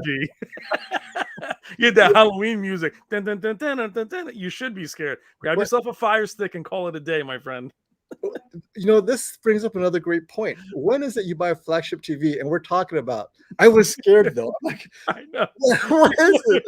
Are you buying an experimental jet fighter that could blow up at any time? It's a TV, you're like, Michael, so we're going to go ahead and ring you out here. We're looking at about $10,000. What we are going to need you to do is spend an additional $300, and don't plug it into the wall. Just saying. So that one Connect box, go ahead and plug in a little NVIDIA Shield or an Apple TV. You'll be ready to go. And get that Tizen, put it in the closet. Grab yourself Yeah. You imagine though, you bought an 8K flagship. Just don't use the smart features, baby. Yeah. Right. I'm still scared, right? It's like, no, you're not supposed to. You should be, bro. Right? You should be scared. And I'm not telling you it's going to be okay. No, we're not here to tell you that. We'll end it with this, because I have Total Tech. So if you're a Total Tech member of Best Buy and you buy any of these TVs, especially the big expensive ones, they'll come by, take it down, and replace it. No questions asked. That's part of their 2-year extended warranty package. That's what they call it now? They call it the Total Tech package. So for the next 2 years, any TV you buy, especially the ones that are large, they will come by, hang it up as part of the cost. And then if there's any issues during those 2 years, including what we're talking about, they'll come by, they'll replace it, done. And you don't have to take it off. They'll come by and take it off and walk off. But the added cost to that is a percentage of the fee. How much? Flat fee every year is $200 a year membership. Ooh, yep. Nice. So if you guys buy a lot of stuff and you need stuff installed, membership is great, but they will not install stuff not bought at Best Buy. So that's you can't you can't say Total Tech. Yeah, but I got my 43-inch frame and it was like $800 at Best Buy, and they came by, they installed it, they turned it on, it worked, and we were done. That was it. It was all part of the price, and it was only 43 inches. I said, wait a minute, you're going to hang it up for free? Then come on down. Then I'm not going to do it myself. So they cover damaged TVs too, or failed TVs? Yeah, anything that's QC related, like if it's returnable warranty, they'll just take it back because they'll set it up. And if right there, oh, dude, that doesn't look good. How long has that been? It's always been a Total Tech thing. People just don't take advantage of it. I tell them all the time, make them set it up. Plug it in, turn it on, and if you got pixels, count it and make them take it out. Right? I'm sure there's plenty of people going, this TV's gonna have a little accident, like little hammer. I didn't see that. Okay, now we are officially at the 3-hour mark. 3 hours, baby. Now we're gonna go. Okay, freestyle it. We get better. Thank you, everyone, for coming by, and Brian, of course, thank you. Don't forget to check out his channel. It's now Brian's Tech Therapy channel, as well as Whisper Status. Until next time, everyone, stop the phone, and thank you so much for coming by. Take care, guys.